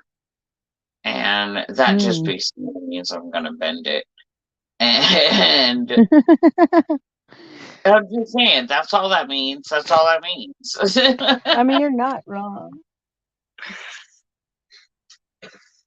So, I'm gonna try that. I don't know if that's gonna be tomorrow or not. I think tomorrow we're gonna do lasagna, actually. So, I mean, not bad. Haven't had to buy meat all winter, so that's been nice. That is nice. Yeah. I mean, I bought some here in the last like 2 weeks or so, but it's just because even the kids are like, man, I liked elk when this started, but I mean, I still like it, but and I'm like, right, I get it, kids, I get it. If I don't offset us with some other meats, we're gonna wear out on it, and then never want to eat elk again because you'll be like, oh my god, I had so much elk at one time. Right. that I didn't know. You know what I mean? Like, you burn out on eating the same thing all the time. Right. But we are approaching that 10 o'clock mark. Yep. And yeah, time flies, man. I'm telling you. It's nuts away. Where'd you go? Did they take you away before you could say goodbye and shit? That's so rude. What? Oh, there you are. Okay. So yeah, um, we will be back next week, and we will do Next part week? 5. Woo woo. Yep, next week. And we will be doing part 5 of the book. We will be doing all of our normal stuff. Hopefully, I will also have April's stuff done. I wanted to do a thing on Easy Act Tea tonight, but I didn't get that done with everything going on. My car went down and I had some issues, and I gotta get $400 together for this Have freaking. extra time, but maybe this week we could sit down and try to get that done. What? The Isiak tea thing. Huh? The tea thing. Oh, the Easy Act Tea thing, yeah. Yeah, like I said, I just got all wrapped up with stuff going on with the car I feel it. that I didn't get to it, but I did look a little into it and I was like, what? This is not right. So I'm gonna have to like go back and find my school stuff written out from years ago and all that kind of stuff too. So we look forward to having you come back for next week's episode of JiF. Correct. And Scrappy will be here. I believe Scarlet will be here. Yeah, as long as, yeah, I'm assuming because, well, everybody needs to be ready for this big snowstorm that's coming this week, at least in my area. Storm chasers are coming up here to cover the snow in my area. Probably going to get 2 feet of snow. It'll be fine. It's not going to be fine. It's actually going to be real shit. But the South is going to get a severe weather outbreak, so stay tuned for that. We'll probably be going live as United National Weather Team, so stay tuned for that as well. And then we'll be simulcasting here on the Freedom Revolution Network. So Sweet. yeah, so it should be good. Awesome. All right, guys. So we will see you next week, and dare to be different, dare to be you, and dare to learn to love yourself unconditionally. From the land of 10,000 lakes, good night, universe.